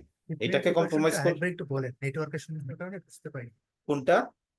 Shipment preparation. Shipment প্রিপারেশনে প্রথমে প্যাকেজিং করতে হয়, তারপর লেভেলিং করতে হয়। প্যাকেজিং এর ভিতরে অনেক সময় আপনার এক্সট্রা প্যাকেজিং হইতে পারে, আবার অনেক সময় আপনার কার্টুন চেঞ্জ করা লাগতে পারে। C48 cartoon, CBC cartoon tone হয়েছে, বালজ হয়ে গেছে, চিরা ফাটা, এগুলো আপনাকে ফাইনাল চেক করতে হবে। আপনি অনেক সময় এক্সট্রা স্ট্র্যাপিং দিতে হয়। হ্যাঁ, স্ট্র্যাপিং কোনো বায়ার যদি বলে এটা ইয়েলো কালারের স্ট্র্যাপিং দিতে হবে, ইয়েলো দিবেন। কেউ যদি ব্ল্যাক বলে ব্ল্যাক দিবেন, কেউ যদি বলে ব্লু, ব্লু দিবেন। আমাদের টোবাকোতে আমরা যেটা দেখতাম সেই সময় ডিফারেন্ট স্ট্র্যাপিং চাওয়া হয়তো, ডিফারেন্ট বায়াররা চাইতো। লেভেলিং এর ক্ষেত্রেও অনেকে ফ্রন্ট সাইজ বলে দিত, এই ফ্রন্ট, কেউ আবার জায়গাও বলে দিত, কার্টুনের মিডলে, কর্নারে, যে যেভাবে বলবে ওইভাবে আপনাকে দিতে হবে। কেউ বলতো বটম, কেউ বলতো টপ, টপের right corner or left corner, যে যেভাবে বলবে ওইভাবে আপনার লেভেলিং ছাপায়া। এই লেভেলিং অ্যাপ্রুভালের একটা বিষয় আছে, RMG sector, it is extremely important and critical. তারপরে স্ট্যাকিং করবেন, করে আপনি শিপমেন্ট করবেন। শিপমেন্ট হচ্ছে তার বিপরীতমুখী দরজা। হ্যাঁ, আদর্শ লেআউট ডিজাইন হলে পরে যেই দরজা দিয়ে আপনি রিসিভ করবেন, তার বিপরীতমুখী দরজা দিয়ে আপনি শিপমেন্ট করবেন। এগেইন এখানে শিডিউল ক্যারিয়ার, যে নেওয়ার কথা সে আসতেছে না, বাইরের এক ট্রাক এসে ঢুকে পড়ছে, অথবা বাইরের ট্রাক ঢুকতে পারে। That has to be certified by you 3PL vendor, যেটা আমি বাইরের বাজার থেকে এনেছি, দিস ইজ মাই সার্টিফাইড। এই জন্য ভালো ভালো অর্গানাইজেশন সবসময় বাজার থেকে আনেন, আর যেখান থেকে আনেন ট্রাকের লিস্ট আগে নিয়ে নেয়। এগুলো কিন্তু সিকিউরিটি প্রসেসের অংশ। আপনার নিজস্ব ট্রাক হলে লিস্ট দিতে হবে, আপনি যদি বাজার থেকে আনেন সেটারও লিস্ট সাপ্লাই করতে হবে। হঠাৎ করে আনলেও আপনাকে একদিন আগে বলতে হবে, বা একটা একটা সিস্টেম অথরাইজ করতে হবে, ওর লোক অথরাইজ করবে দিস ইজ আওয়ার কেরিয়ার। এটা অল অফ এ সাডেন আমি মার্কেট থেকে আনছি বিকজ আমার এই প্রবলেমের কারণে ট্রাক ছিল। But there should be a system, process, SOP, standing operating procedure, ওইটা অনুযায়ী এটা হবে। ওখানে আনলোড হয়েছে, এখানে লোড হচ্ছে, এটা আপডেট। এখানেও আপনাকে রেকর্ড আপডেট করতে হবে, সেটা হচ্ছে আপনার পিডিএ দিয়ে আপনি যদি স্ক্যান করেন এসএপি সিস্টেমের মাধ্যমে, ওখানে ইন হইলো, এখানে আউট হইলো, কন্টিনিউয়াসলি আপনার রেকর্ড আপডেট হতে হবে। So that means warehouse থেকে এটা আউটপুট হিসেবে বাইরে চলে গেল মার্কেটে। এখানে ভাই জি, এখানে তো ফিফো মেনটেন হবে তাই না? FIFO, first in first out, আবার কোনো ক্ষেত্রে লিফো, এটা আপনার প্রোডাক্ট এন্ড বিজনেস অনুযায়ী লিফো হইতে পারে, last in first out depending on your product, first in first out FIFO depending on your product and business. আপনার প্রোডাক্ট যদি লাস্টে যেটা আসছে সেটা যদি বেশি দিন ওয়্যারহাউসে পড়ে থেকে ওয়ারেন্টি আর হয়, আপনার কোয়ালিটি ডিটেরিওরেশন হয়, তাহলে অবশ্যই লাস্ট ইন ফার্স্ট আউট হবে। আর যদি আপনার প্রোডাক্টের ক্ষেত্রে এই ধরনের কোনো জিনিস না থাকে, first in first out then FIFO, কোনো ক্ষেত্রে কম্বো, কোনো কোনো এসকিউ লিফো, কোনো কোনো ফিফো। স্যার ফুড ইন্ডাস্ট্রির ক্ষেত্রে কি লিফো হবে? ফুড তো পেরিশেবল প্রোডাক্ট। পেরিশেবল প্রোডাক্ট হলে বেশি দিন আপনার পুরনো স্টক রেখে দিলে আপনি বিপদে পড়বেন না, এই তো স্বাভাবিক। সেটা আগে আপনাকে সেল করে বের করে দিতে হবে। স্যার কখনো কি ফেফো হইতে পারে? জি? এফইএফও, ফার্স্ট এক্সপায়ার ফার্স্ট আউট। কিসের ক্ষেত্রে ফিফো হবে? ফেফো ফেফো এফইএফও, হ্যাঁ, ফার্স্ট কিসের ক্ষেত্রে ফিফো? এক্সপায়ার। না, এই টার্মটা আমি আমি হচ্ছে নতুন, মানে নতুন শুনছি আর কি, যে হচ্ছে ফেফো হইতে পারে। তো কোন ক্ষেত্রে হতে আমার পারে একটা এটা আমার বেটার এক্সাম্পল ছিল। জি জি বলেন। স্যার যদি এরকম হয় যে আমার কাছে কিছু আপনার শর্ট ক্লিয়ার প্রোডাক্ট আছে, শর্ট শেলফ লাইফের প্রোডাক্ট আছে, সো ওগুলো আমি ইনস্ট্যান্ট ক্লিয়ার করতে চাচ্ছি, তো সেই ক্ষেত্রে অবশ্যই হ্যাঁ অ্যাড করতেই পারি। ফার্স্ট হ্যাঁ যেগুলো আছে সব একসাথে করো, এখনই বের করে দাও, এগুলো তাড়াতাড়ি দিয়ে দাও মার্কেটে, সেল হয়ে যাক। হ্যাঁ হ্যাঁ অবশ্যই। সেটা তো আপনার কল নিতেই হবে। সমস্ত কিছু যে আপনার বাইবেলের মতন যা লেখা আছে সেই অনুযায়ী করবেন, ওই যে একদিন বলছি না যে ওইভাবে তো অর্গানাইজেশন চলবে না। আপনাকে কল নিতে হবে, আপনাকে প্লাস মাইনাস করে ডিসিশন দিয়ে অন দা গ্রাউন্ডের উপর ভিত্তি করে করতে হবে। এগুলো তো একটা ফ্রেমওয়ার্ক, এগুলো হচ্ছে কিছু প্রিন্সিপাল। তার মানে এই না যে আপনি ব্যতিক্রম করতে পারবেন না। আপনার business will tell you what you need to do. Situation demand অনুযায়ী আমাদেরকে কাজ করতে হবে। সিচুয়েশন ডিমান্ড অনুযায়ী আপনার থো ফালায়া লিফো আর ফিফো। এখন আমার প্রোডাক্টের ভিতরে এই ঝামেলা হয়েছে, এখন তাড়াতাড়ি এটারে বের করে আমাকে বের করে দিতে হবে, তখন কোনো নিয়ম কানুন নাই। That is different thing, emergency situation. But আপনার হঠাৎ করে ওয়ারহাউসের ভিতর দিয়ে পানি পড়ে গেছে, আমাদের টোবাকো ইন্ডাস্ট্রিতে আমরা এগুলো ফেস করতাম অতীতে। ওই জায়গায় টোবাকোটার ভিতরে পানি, টোবাকো হলো হাইগ্রোস্কোপি, পানি শোষণ করে। যত পানি শোষণ করবে এটার ওজন বাড়বে, ফলস ওজন বাড়বে, রিয়েল ওজন না। মোল্ড ফরমেশন হবে, ফাঙ্গাস ডেভেলপমেন্ট করবে। তখন তো আগে ওইটারে আপনার প্রসেস করতে হবে। দ্যাটস ইট, কোনো নিয়ম কানুন নাই তখন। তখন এইটাকে আপনার প্রসেস বাইপাস করে স্পেশাল পারমিশন নিয়ে জিএলটি ফ্যাক্টরিতে পাঠাইতে হবে, এমপিএস টেমপিএস বাদ দিয়ে। যে রাস্তার ভিতরে চরম ঝড় হয়েছে, 3টা ট্রাক ভিজে গেছে, চিটাগাং থেকে আসতেছিল, আমরা করেছি, আমি চিটাগাং থেকে I have handle this kind of situation. তখন স্পেশাল পারমিশন নিয়ে বলতে হয়েছে, ভাই আমাদের ট্রাক এরকম রাস্তায় এই ঘটনা হয়েছে, আপনারা এটা তাড়াতাড়ি আনলোড করে প্রসেস করে ফেলেন। তখন দরকার পড়লে এমপিএস চেঞ্জ করে কোনো একটা ডিফারেন্ট ব্লেন্ডিং এর রেসিপি দিয়ে ওইটাকে প্রসেস করানো হয়েছে। That is emergency. ভাইয়া কথা না বললে প্লিজ আপনারা একটু মিউট করে রাখেন।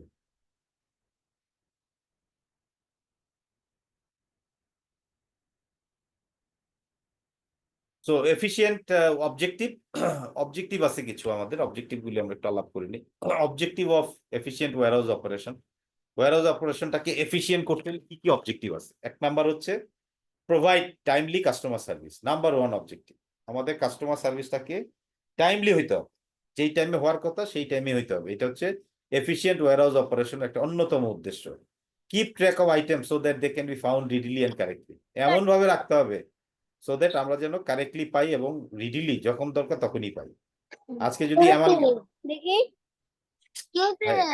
দাদা ভাইয়ের মোবাইল, খুবই মুশকিল রে ভাই, এত বলার পরও যদি আমরা এগুলো নিজেরা না মানি তাহলে তো মুশকিল হয়ে যাচ্ছে।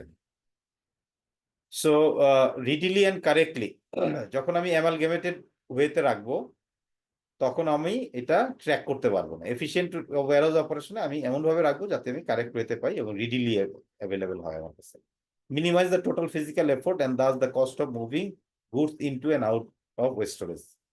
ফিজিক্যাল এফোর্টটা মিনিমাইজ হবে, এমন ভাবে আমি অর্ডার পিকিং করবো, এমন ভাবে স্টোরেজ এরিয়াতে রাখবো, পুট অ্যাওয়ে সমস্ত কিছু এমন ভাবে করবো যাতে আমার কি হয়, টোটাল ফিজিক্যাল এফোর্টটাকে আমি মিনিমাইজ করতে পারি। Provide communication links with customer. Warehouse থেকে প্রপার কমিউনিকেশন লিঙ্ক দিতে হবে কাস্টমারের কাছে, কি প্রোডাক্ট কিভাবে যাচ্ছে, চালান টালান এভরিথিং সহ, সো দ্যাট আপনার কাস্টমার যেন দেখে সমস্ত কিছু বুঝে ফেলে ওয়্যারহাউস থেকে আপনার কাস্টমারের কাছে যাচ্ছে। Every paper pencil documentation correct হইতে হবে, অথবা আপনি আগেই ভার্বাল কমিউনিকেশন করে দিলেন, তারপরে it has been supported by your documentation. আরেকটা objective, benefit of warehouse management. Warehouse ম্যানেজমেন্টের বেনিফিট কি? Provide a place to store and protect inventory, very simple. Reduce transportation কস্টকে কমায়। ইমপ্রপার কাস্টমার সার্ভিস লেভেল, কারণ আপনি যদি ওয়্যারহাউস না রাখতেন আপনাকে ডাইরেক্ট পাঠাইতে হতো, তাতে আপনার ট্রান্সপোর্টেশন কস্ট অনেক বেশি হতো। এখন আমি স্ট্র্যাটেজিক পজিশনে ওয়্যারহাউসগুলি রাখি এবং ভালোভাবে ম্যানেজ করি, সেই জন্য আমার রিডিউস ট্রান্সপোর্টেশন কস্ট। কাস্টমার সার্ভিসের লেভেলটাকে আমি ইমপ্রুভ করতে পারি। Complexity of warehouse operation depends on, কিসের উপর ডিপেন্ড করে, ভেরি ইম্পর্টেন্ট জিনিস, on number of SKU handle. দেখেন খুবই important line, complexity of warehouse operation depends on the number of SKU handle. বিএটির এসকিউ হচ্ছে 30 প্লাস, কথা বলছি 30 প্লাস, ওয়ারেজ আবুল খয়েরে যান 500 থেকে 1000 হবে, আরো বেশি হইতে পারে, আমি এক্স্যাক্টলি জানি না। তাহলে কি এক হবে কমপ্লেক্সিটি? যত বেশি এসকিউ তত বেশি কমপ্লেক্সিটি বাড়বে। আর number of order received and fill, যদি আপনি ঘন ঘন অর্ডার রিসিভ করেন এবং সেটাকে ফুলফিল করতে হয় খুব ঘন ঘন, হাই ফ্রিকোয়েন্সি, তাইলে আপনার ওয়্যারহাউসের কমপ্লেক্সিটি বেড়ে যাবে। দুইটা কারণে বাড়তে পারে। Most activity in a warehouse is material handling. একটা ওয়্যারহাউসের ভিতরে মোস্ট অ্যাক্টিভিটি হচ্ছে material handling, material, goods, inventory, এটাকে হ্যান্ডেল করাটাই হচ্ছে most activity. Capital cost, cost of warehouse, operating A warehouse, দুই ধরনের কস্ট, একটা হচ্ছে ক্যাপিটাল কস্ট আর একটা হচ্ছে অপারেটিং কস্ট। মাথায় রাখতে হবে, কনসেপচুয়ালি বুঝতে হবে। কস্ট অফ স্পেস আমরা সবাই জানি, জায়গার ক্যাপিটাল, জায়গা কেনা, জায়গার দেওয়া, এটা হচ্ছে space, land. Material handling equipment, এটাও আমার ক্যাপিটাল এক্সপেন্ডিচার, অ্যাসেট। আমি যদি একটা ফর্কলিফট কিনি, এটা আমার, বুম লিফট যদি কিনি, সিজার লিফট যদি কিনি, একটা সিজার লিফট কিনতে 50 লক্ষ টাকা লাগে, বুম লিফট 20 থেকে 25 লাখ। এগুলো হচ্ছে আমাদের fixed asset, capital cost, right? তারপরে আপনি অপারেটিং কস্টে আসেন, কস্ট অফ লেবার বা ভেরিয়েবল কস্ট বলতে পারেন। ওটা ফিক্সড কস্ট বা ক্যাপিটাল কস্ট, এটা অপারেটিং কস্ট, মানে লেবারটা আপনার আপ ডাউন করবে। Cost of labour, measure of labour productivity, দেখেন ইম্পর্টেন্ট, মেজার অফ প্রোডাক্টিভিটি আর লেবারের productivity is the number of units that an operator can move in a day. ঠিক আছে, এটা হচ্ছে একটা লেবারের প্রোডাক্টিভিটির ক্লারিটি। ওয়্যারহাউস অ্যাক্টিভিটিস, ওয়্যারহাউসে অনেকগুলি অ্যাক্টিভিটিস হয়, সেগুলো আলাদা আলাদা স্লাইডের মাধ্যমে এখানে আবার আলাপ করা হয়েছে। ঠিক আছে, রিসিভ গুড, আইডেন্টিফাই গুডস, এগুলো প্রত্যেকটা আছে, আমরা একটা একটা করে দেখি। রিসিভ গুড, ওই যে স্লাইডটাতে আমরা দেখে আসছিলাম, ওইটাই আবার একটু ইলাবোরেটলি বলছে। অ্যাকসেপ্ট গুডস ফ্রম, কোথা থেকে আপনি অ্যাকসেপ্ট করবেন, outside transportation or attach factory or accept responses. একটা ফ্যাক্টরি থেকেও রিসিভ করতে পারেন, এক ওয়্যারহাউস থেকে আরেক ওয়্যারহাউসে রিসিভ করতে পারেন। Check the goods again an order and the bill of loading, আপনার অর্ডারটা সাথে মিলিয়ে আপনি দেখবেন যে ঠিক আছে কিনা। তারপর আপনি কোয়ান্টিটি দেখবেন, কোয়ান্টিটির সাথে আপনি কোয়ালিটিও দেখবেন, যেটা হচ্ছে ড্যামেজ চেক বা ইন্সপেকশন, আমরা ওই স্লাইডে আমরা দেখে আসছি। Fill out the damage report if necessary, ওই যে আমি বলেছিলাম, আপনার ড্যামেজ হলে পরে আপনাকে 100% চেক করতে হবে এবং একটা রিপোর্ট জেনারেট করে যেই সাপ্লায়ার আপনাকে দিয়েছে তাকে সাথে সাথে পাঠিয়ে দিতে হবে with pictorial evidence. Inspect goods if required, if required, if required মানে হচ্ছে যখনই আপনি দেখবেন যে ড্যামেজ আসতেছে, কোয়ালিটি ফল্ট আসতেছে, তখনই আপনাকে ইন্সপেকশন করতে হবে। একটা ট্রাকে যদি টোবাকো ভিজে যায় 100% চেক করতে হবে, দ্যাটস দ্য ইনস্ট্রাকশন। বাট এটার রুল অফ থাম্ব হচ্ছে 5 to 10% আপনাকে ইন্সপেকশন করতে হবে অন এন অ্যাভারেজে পার ট্রাক। আইডেন্টিফাই গুড, তারপরে একটা অ্যাক্টিভিটি হচ্ছে আইডেন্টিফাই গুডস, গুডসটাকে আইডেন্টিফাই করা। Items are identified with the appropriate stock keeping unit, stock keeping unit অনুযায়ী আপনাকে আইডেন্টিফাই করতে হবে। নাম্বার, কোয়ান্টিটি, রিসিভ, রেকর্ডে, এগুলো আপনাকে রেকর্ড করে ফেলতে হবে ইন টার্মস অফ সিস্টেম। যদি কাচ্চা রেজিস্টার হয়, মামদাদার আমলের সিস্টেম, তাহলে রেজিস্টারে বসে বসে লিখতে হবে, আর যদি এসএপি সিস্টেম হয় তাহলে অটোমেটেড হয়ে যাবে system. Dispatch goods to storage, তারপরে হচ্ছে goods are store and put away, এগুলো আলাপ করেছি আমরা, আবার repetition. Hold goods, goods are kept in storage under proper protection until needed, ওয়্যারহাউসের কাজই হচ্ছে গুডসটাকে হোল্ড করে রাখা, প্রপার প্রোটেকশন নেওয়া আনটিল নিডেড। আনটিল নিডেড মানে হচ্ছে মার্কেটের অর্ডার পিকিং না আসা পর্যন্ত আপনাকে এটা সুন্দরভাবে রাখতে হবে। Pick good, item required from stock must be selected from storage and broad marshalling area. Marshalling area থাকে একটা আপনার ওয়্যারহাউসের ভিতরে, মিসেলেনিয়াস এরিয়ার ভিতরেও বলা যেতে পারে, যেখানে আপনি order deletion, omission, addition, inclusion সমস্ত কিছু করা হয় prior to your shipment, assemble করা হয়, অনেক সময় দুইটা অর্ডারকে একসাথে করা হয়, বাদ দেওয়া হয়, কিছু সর্টেশন করা হয়, এগুলো হলো মার্শালিং এরিয়ার ভিতরে করা হয়।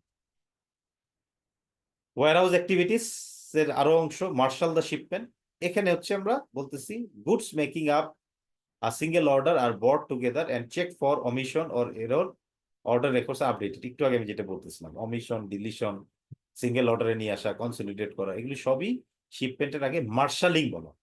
আমরা যখন এটা হলো আমরা ইনসাইড ওয়্যার হাউসের ভিতরে মার্শালিং বলছি। যদি ট্রাক মার্শালিং বলি, কে বলতে পারবে হোয়াট ইজ ট্রাক মার্শালিং? এই টার্মটাই যখন ট্রাকের ক্ষেত্রে ব্যবহার হয়, what is truck marshalling?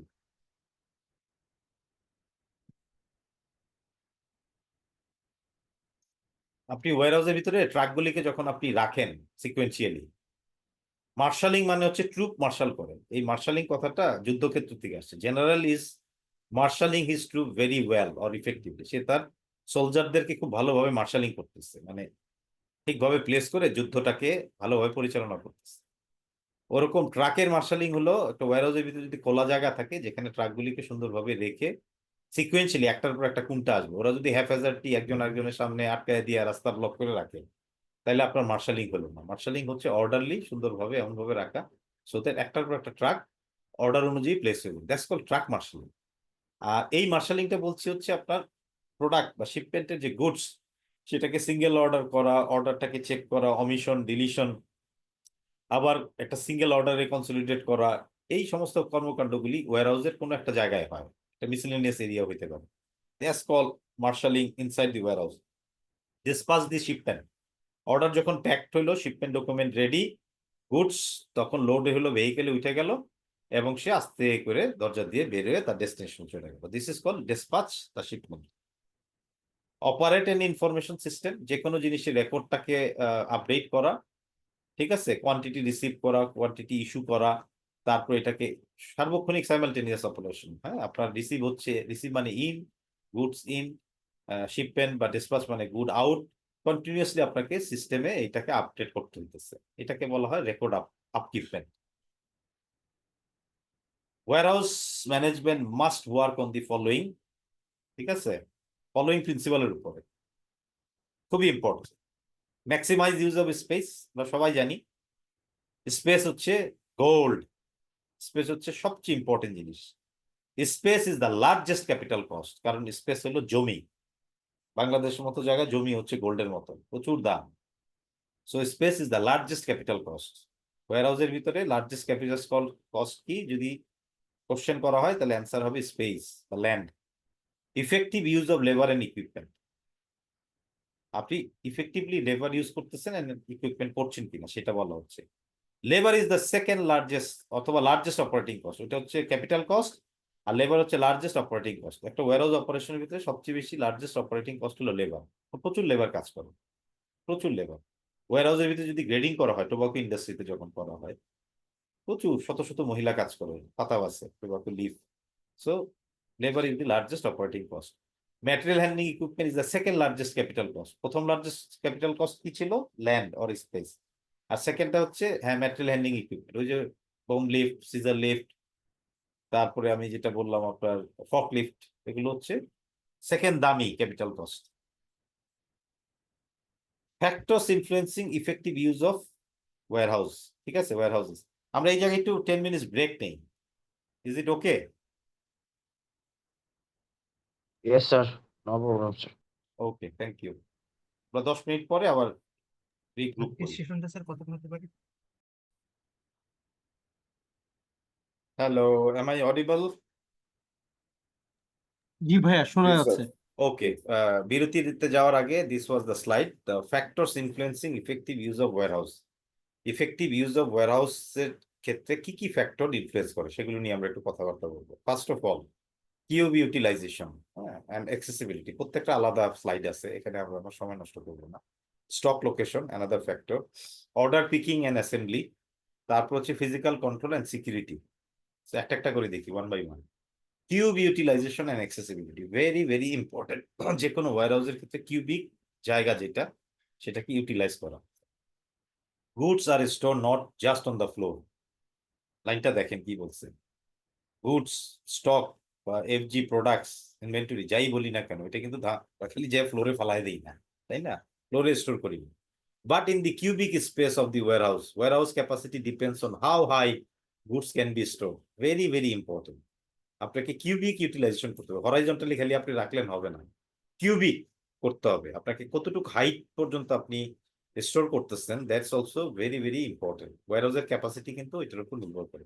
এক্সেসিবিলিটি means, এক্সেসিবিলিটি মানে হচ্ছে আমি কি বলছি, being able to get at the goods wanted within a minimum amount of work. অল্প সময়ের ভিতরে আপনি যখন এক্সেস করে আপনার প্রোডাক্টটাকে পিক করে নিয়ে আসতে পারবেন, দ্যাট ইজ কল এক্সেসিবিলিটি। আজকে আমাকে বলা হলো ওয়্যার হাউসের ভিতরে লাক্স সাবান এত পিস যাবে ওই ট্রাকে, বাট লাক্স সাবানকে এক্সেস করতে যেয়ে দেখা গেল এইটার কিছু রাখছে হলো লাইফ বয়ের ভিতরে, আরেকটা রাখছে পিছনের দিকে, একটা সামনের দিকে, কোনো নাই, ডিমার্কেটেড ওয়েতে কিছুই রাখে নাই। ইভেন যেভাবে আপনার স্ট্যাক কার্ড ঝুলানো আছে সেটাও মিসম্যাচ। স্ট্যাক কার্ড ঝুলানো আছে লাইফ বয়, লাক্স সাবান ঢুকে গেছে এটার ভিতরে। এইরকম যদি হয়ে থাকে এবং একটা কর্নারে ডাম্প করে রাখছে যেখানে লেবার ঠিক মতো ঢুকতে পারতেছে না, অথবা ফকলিফট যে কার্টুনটাকে, সিবিসি কার্টুনটাকে তুলতে পারতেছে না, দ্যাটস কল এক্সেসিবিলিটি। এরকম এক্সেসিবিলিটি প্রবলেম হইলেই আপনার অ্যামাউন্ট অফ ওয়ার্ক যেটা দরকার সেটা বেড়ে যাবে। বাট আসলে উদ্দেশ্য কি, অ্যামাউন্ট অফ ওয়ার্কটাকে মিনিমাইজ করা। হ্যাঁ, এটাই বলা হয়েছে, উল্টাভাবে বললাম। কিউবিক ইউটিলাইজেশন অ্যাকসেপ্টেবিলিটি, এই যে দেখেন এখন আমাদের যে জিনিসটা নিয়ে আমরা আলাপ করছিলাম এতক্ষণ, সেইটি এখন এখানে ক্লিয়ার হয়ে যাবে। দেখেন স্পেস ইজ ভার্টিক্যাল, এই যে দেখেন, ঠিক আছে, নট জাস্ট হরাইজন্টাল। আপনি হরাইজন্টালি রাখতে রাখতে রাখতে ওই পর্যন্ত ভরে ফেললেন, বাট সেকেন্ড লেয়ারে রাখলেন না, থার্ড লেয়ারে রাখলেন না, তাইলে হবে না, because you pay for this space. এই যে দেখেন অ্যাপারেন্টলি এখানে দেখা যাচ্ছে আনইউজড, আপনি কিছুই রাখেন নাই, কিন্তু আপনি কি বলতে পারবেন আমি ওই পরিমাণ জায়গা খালি রাখছি, আমি ভাড়া এই মাইনাস করে এত % কম দিব? ইউ ক্যানট, বিকজ আপনাকে টোটাল স্কোয়ার ফিটের উপরই আপনাকে ভাড়া দিতে হচ্ছে। তো এটাকে ম্যাক্সিমাম ইউটিলাইজ করা হচ্ছে আপনার রেসপন্সিবিলিটি। ওইটা করতে গেলে আপনাকে কিউবিক ইউটিলাইজেশন করতে হবে, হুইচ ইজ ভার্টিক্যাল ইউটিলাইজেশন। আপনাকে একদম লেয়ার লেয়ার করে করে আবার 7 পর্যন্ত লাগাই দিলে হবে না, 7 থেকে একটা গ্যাপ রাখতে হবে, সো দ্যাট আপনি যাতে ফর্কলিফের মাছটা যখন উপর উঠবে ওইটা নিয়ে যেন নামতে পারে। এমন ভাবে না রাখি একদম 7 বরাবর টইটুম্বুর করে লাগাই দিলাম, সেটাও না, কিন্তু আপনাকে ex maximum as possible in terms of হাইটটাকে ইউটিলাইজেশন করতে হবে, which is called cubic utilisation. Stock location, stock লোকেশনের অবজেক্টিভ কি আমরা একটু দেখে নিই। To provide the required customer service. Stock লোকেশনের একটা অবজেক্টিভ হচ্ছে কাস্টমারকে রিকোয়ার্ড কাস্টমার সার্ভিসটাকে প্রোভাইড করা। To keep track of where items are store. Stock লোকেশনের মানে হচ্ছে আপনাকে এমনভাবে ট্র্যাকটা থাকতে হবে যাতে আমরা যেন নিমিষেই মুহূর্তে যেন বুঝতে পারি কোথায় কি রাখা আছে। এই ট্র্যাক করাটাই হচ্ছে ইম্পর্টেন্ট। আজকে লোকেশন যদি অ্যামালগেমেটেড হয়, হ্যাফহ্যাজার্ড হয়, মেসি হয়, তাইলে আপনি এটা কোনোটাই পারবেন না। আপনার কাস্টমার সার্ভিসও ডিলে হবে, আপনার আইটেমও আপনি ঠিক মতো ট্র্যাক করতে পারবেন না, মিস ইউজ হবে, চুরি হয়ে গেল আপনি টের পাবেন না, because these are all amalgamated, mix, কোনো কিছু ক্লিয়ারলি বোঝা যাচ্ছে না। যে কোনো একটা স্টক রাখতে গেলে স্টকের স্ট্যাক কার্ড বসাইতে হয় এবং রেগুলার এটা আপডেট করতে হয়, ইন অ্যান্ড আউট, সিস্টেমে এবং ফিজিক্যালি দুইটাই। To minimize effort to receive, put away and retrieve items. Minimize the effort of receive, put away and retrieve items, এই পুরো জিনিসটার এফোর্টটাকে মিনিমাইজ করাটাই হচ্ছে স্টক লোকেশনের দায়িত্ব। আদারওয়াইজ তো আমার যেখানে মনে হচ্ছে সেখানে আমি রেখে দিতে পারতাম, রোজার থেকে নামায় এই পাশে ডানে রেখে দে, বাইরে রেখে দে, ওই মাঝখানে রাখ, ওই পাশে রাখ। এটা রাখি না বলেই তো stock location, proper stock location, যেটা যেখানে থাকার কথা এসকিউ অনুযায়ী। স্টক লোকেশনের একটা system, basic stock locating system. এটার কিছু ক্যারেক্টারিস্টিক্স আছে, পরীক্ষা অনেক সময় আসে, important to understand conceptually. Number 1, basic stock locating system. প্রথমে কি বলছে, গ্রুপ ফাংশনালিটি বা ফাংশনালি রিলেটেড আইটেমস টুগেদার, যেগুলোর ফাংশনালিটি বা ফাংশনালি একই রকম সেটাকে একত্র করে ক্লাব করে একত্রে রাখা। বুঝতে পারছেন? কেউ উদাহরণ দেন দেখি। যেমন স্যার সাবান গুলা এক সাইডে রাখা, আবার লোশন গুলা বা অন্য কিছু আর এক সাইডে রাখা, এইভাবে আর কি অর্গানাইজ করা। রাইট, ফাংশনালিটি দেখে গ্রুপ গ্রুপ করে আলাদা রাখা। জুসের বোতল আর পানির বোতল একত্রে না রাখা, দুইটার ফাংশন দুই রকম। একই অর্গানাইজেশন জুসও বানাইতে পারে, কি বলে বলে পানির বোতলও তারা প্রডিউস করতে পারে, তারা কোল্ড ড্রিঙ্কসও করতে পারে, তিন জিনিস কিন্তু একত্রে না রাখা।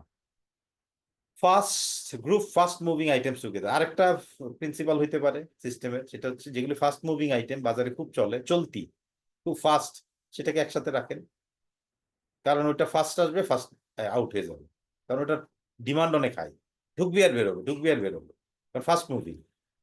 Group physically similar items together. Similar item যদি হয়, সিমিলার কাছাকাছি ফাংশনালিটি, তাইলেও আপনি রাখতে পারেন। একেবারে বৈপরীত্য নাই, সেই ধরনের জিনিসকে আপনি রাখতে পারেন, সেইটা একটা ফিলোসফি প্রিন্সিপাল হইতে পারে। Locate working stock and reserve stock separate. Working stock and reserve stock separate, স্টকটাকে সেপারেটলি করা। লোকেট ওয়ার্কিং স্টক, যেটা আপনার ওয়ার্কিং স্টক হিসেবে কাজ করে, রেগুলার বেসিসে আপনাকে নাড়াচাড়া করতে হয়, এবং এটার এই স্টকটাকে রিজার্ভ করা সেপারেট। বুঝতে পারছি? Now fix location, another stock লোকেশনের প্রিন্সিপাল বা ক্যাটাগরি। ফিক্স লোকেশন, নামেই বোঝা যাচ্ছে ফিক্সড, মানে এই জায়গা আমার, এখানে আর কেউ যাবে না, অনেকটা fixed. SKU assigned a permanent location and no other items are stored here. আমি এখানে সাইনবোর্ড ঝুলাই দিচ্ছি যে এটা এখানে লাক্সাবান থাকবে, এখানে লাইফবয় ঢুকতে পারবে না, এখানে JPGL থাকবে, এখানে বেনসন হেজ ঢুকতে পারবে না। That is the core principle of fixed location. Even though জায়গা খালি থাকলেও আপনি ঢুকাইতে পারবেন না। Fixed location systems are usually have poor cubic utilization. ওই যে একটু আগে আমি যে কথাটা বললাম সেটাই রেজোনেট করছে এখানে। দ্যাটস রেজোনেটিং মাই স্টেটমেন্ট, যে আপনার জায়গা খালি আছে তারপর আপনি দিতে পারছেন না, কারণ এটা তো ফিক্স করে ফেলছেন। হোটেলে 2টা রুম আপনি রিজার্ভ করেছেন, রেস্টুরেন্টে এসে রিজার্ভ, বাট আপনি রিজার্ভ করে আপনিও গেলেন না, 10টা বেজে গেছে রাত্র, ওই রিজার্ভ সাইনবোর্ডও সে তুললো না, ওরা কোনো চেক না করে, ওরা যেহেতু রিজার্ভ করে রাখছে কোনো কাস্টমারও বসাইল না, তাহলে কিন্তু তার পুর ইউটিলাইজেশন হলো। রিজার্ভ করে যদি এমন হইতো হোটেলওয়ালা একটু চেক করে নিতে পারতো যে স্যার আপনি আসবেন কিনা, ম্যাম আসবেন কিনা, আমার তো অন্য গেস্ট আসতেছে, আপনি যদি না আসেন ছেড়ে দেন আমার রিজার্ভটা। আর এটার ক্ষেত্রেও অনেকটা সিমিলার, কিন্তু এখানে আবার এই যে এক জবানের মতো, যা এটা ফিক্স মানে ফিক্স, অন্য কিছু রাখা যাবে না। এই জন্য পুর কিউবিক ইউটিলাইজেশন, জায়গা থাকার পরও আপনি রাখতে পারছেন না, because it is fixed. Usually used in small warehouse, ছোট ওয়্যারহাউসে এটা ইউজ করা হয়। Throughput is small, quite natural, throughput small হবে, and there are few SKU। যখন আপনার বিজনেসে অল্প কয়টা SKU থাকে, you have the luxury to do this. যখন আপনার 500, 600, 700, 300 এই ধরনের number of SKUs you are operating in any marketplace from your organization, then it's very difficult, right? Fixed location. Floating আরেকটা লোকেশনের প্রিন্সিপাল বা সিস্টেম। ফ্লোটিং র্যান্ডম বলা হয়, random location. দুইটার পার্থক্য পরীক্ষা আসতে পারে, ফিক্সড এর সাথে র্যান্ডমের বা ফ্লোটিং এর পার্থক্য কি, ওইটার ক্যারেক্টারিস্টিক্স কি, এটার ক্যারেক্টারিস্টিক্স কি, ভালোভাবে কনসেপচুয়ালি বুঝে মাথায় নিয়ে নিতে হবে, সো দ্যাট পরীক্ষায় ডিফারেন্সিয়েশন করতে দিলেও যেন সমস্যা না হয়। Goods are store wherever there is appropriate space. খেয়াল করে দেখেন, আগেরটা বলছিল ফিক্সড, একদম ফিক্সড, আমার জায়গা ভাই আমি কাউরে বসতে দিব না এখানে। আর এটা হচ্ছে যেখানে আপনার অ্যাপ্রোপ্রিয়েট স্পেস আছে সেখানে আপনি গুডসটাকে রাখতে পারবেন। Advantage is improve cubic utilisation. প্রথমটাতে পুল ইউটিলাইজেশন, কিউব, এখানে হচ্ছে ইমপ্রুভ, অফকোর্স, কারণ যেখানে স্পেস আছে সেখানে আপনি রেশনাল করে রাখতেছেন, তাহলে আপনার কিউবিক ইউটিলাইজেশন মাচ বেটার হবে। প্রথমটার সাথে এটার পার্থক্য। That also advantage. It requires accurate and up to date information. এই ফ্লোটিং অ্যান্ড র্যান্ডম করতে গেলে আপনাকে accurate and up to the information রাখতে হবে বা লাগবে, আদারওয়াইজ পুরো মেস আপ হয়ে যাবে। Warehouse using floating location systems are usually computer based. যেহেতু ওই যে আপ টু ডেট ইনফরমেশনের কথা বলেছে, অ্যাকুরেট ইনফরমেশন সিস্টেমের কথা বলেছে, naturally it has to be backed by computer based system. Without this it will be very difficult. কাচ্চা register দিয়ে যদি বামদাদা আমলের কনভেনশনাল ওয়েতে করতে চান, জীবন হারাম হয়ে যাবে। বুঝে গেছে?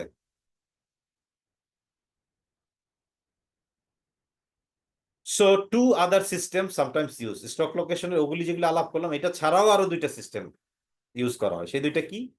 Point of use storage, point of use inventory store close two where it will B use. Market প্লেসে যেখানে ইউজ হয় সেই কাছাকাছি যে আপনি স্টোরটাকে বানান, যেটাকে বলে পয়েন্ট অফ ইউজ স্টোর, যেই জায়গায় ব্যবহার হবে তার কাছাকাছি রাখা। Used in repetitive manufacturing and JIT system. Repetitive manufacturing যেখানে হয় এবং JIT জাস্ট ইন সিস্টেম যেখানে হয়, আপনি ভেরি শিওর অর্ডার আসবে বানাবেন আর দিবেন, অর্ডার আসবে বানাবেন আর দিবেন, তখন এই point of use storage will be handy.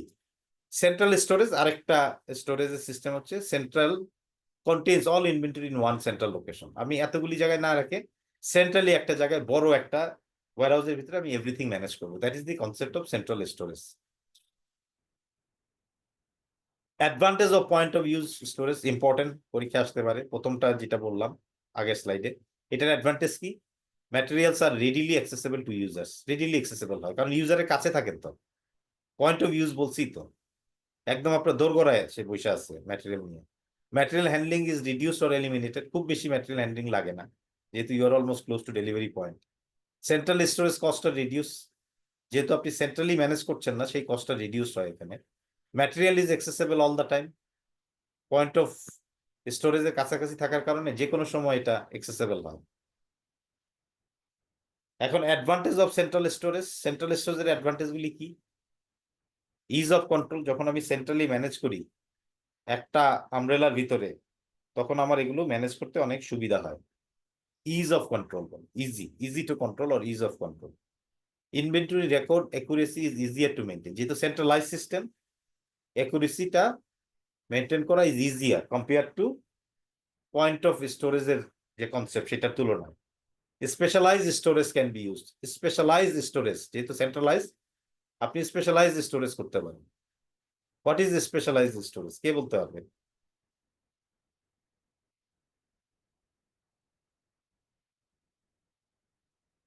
Cold store বলেন দেখি। স্পেশালাইজড মানে আছে জি বলেন, অ্যাড করেন। মেডিসিন গুলো যেখানে রাখা হয়। জি, এই তো হচ্ছে স্পেশালাইজ স্টোরেজ। কোনো প্যারিশেবল আইটেম যেটার জন্য হিউমিডিটি কন্ট্রোল লাগবে, রাইট? স্যার এমন কোনো আইটেম যেগুলোর জন্য আমাদের ফ্রিজিং করতে হইতে পারে, বা কোনো একটা Right. টেম্পারেচার বা হিট একটা ব্যাপার স্যাপার থাকে, এগুলোর জন্য হ্যাঁ, যদি হ্যাঁ, কোনো হ্যাঁ, কিছু হ্যাঁ, আলাদা অবশ্যই। কোথাও রাইট, এরকম যেগুলি স্পেশালাইজ ট্রিটমেন্ট দরকার, সেই জিনিসে এগুলো আমাদের লাগে, right? Special treatment, specific need জন্য স্পেশাল কন্ডিশন, হিউমিডিটি হতে পারে, টেম্পারেচার হতে পারে, এয়ার কন্ডিশন হতে পারে, যেমন স্যার আমাদের কিছু যে প্রোডাক্ট থাকে কোল্ড মেডিসিনের কোল্ড স্টোরেজ হতে পারে, ঠিক আছে, হ্যাজার্ডাস ম্যাটেরিয়াল হতে পারে, এনিথিং। সো এটা একটু জাস্ট বোঝার জন্য, একটা সেন্ট্রাল স্টোরেজের ক্ষেত্রে এটা করাটা সুবিধা। এগুলো হচ্ছে কোল্ড স্টোরেজ হতে পারে, প্যারিশেবল আইটেম হতে পারে, যেখানে টেম্পারেচার হিউমিডিটি কন্ট্রোল করা লাগে, রাইট? মেডিসিন আপনি যেটা মেডিসিন বললেন আছে স্যার, যেটা ইনসুলিন বললেন। টাইপ যে প্রোডাক্ট গুলো হ্যাঁ, স্যার আমাদের ফ্রিজিং রাখতে হয় হ্যাঁ, হ্যাঁ, সবসময়। হ্যাজার্ডাস ম্যাটেরিয়াল হতে পারে, যেগুলো আপনার পয়জনাস ম্যাটেরিয়াল যদি হয়, বিভিন্ন গবেষণায় কাজে লাগে, সেগুলোর কথা বলা হচ্ছে। So reduce safety stock since users do not need to carry their own safety stock, এটা হচ্ছে এটার advantage. So order picking and assembly. Order picking আমরা আগেও আলাপ করেছি। When an order is received, কোথা থেকে রিসিভ হয়? মার্কেট থেকে যখন ইন্ডিকেশন আসে।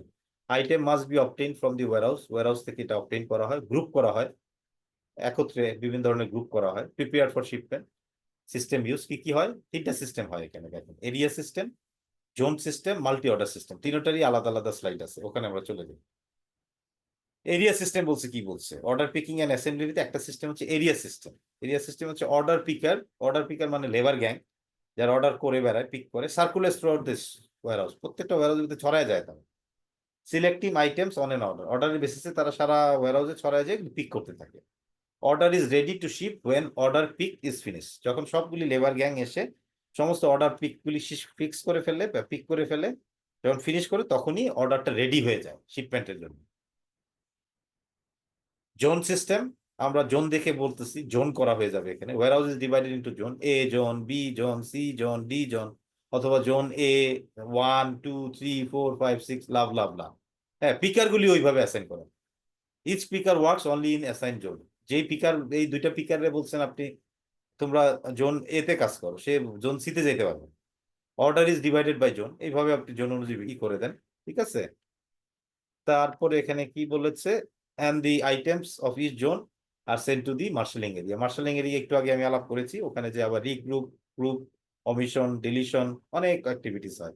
যার যার জোন থেকে অর্ডার নিয়ে এসে ওখানে জমা করে, এটি হলো জোন সিস্টেম।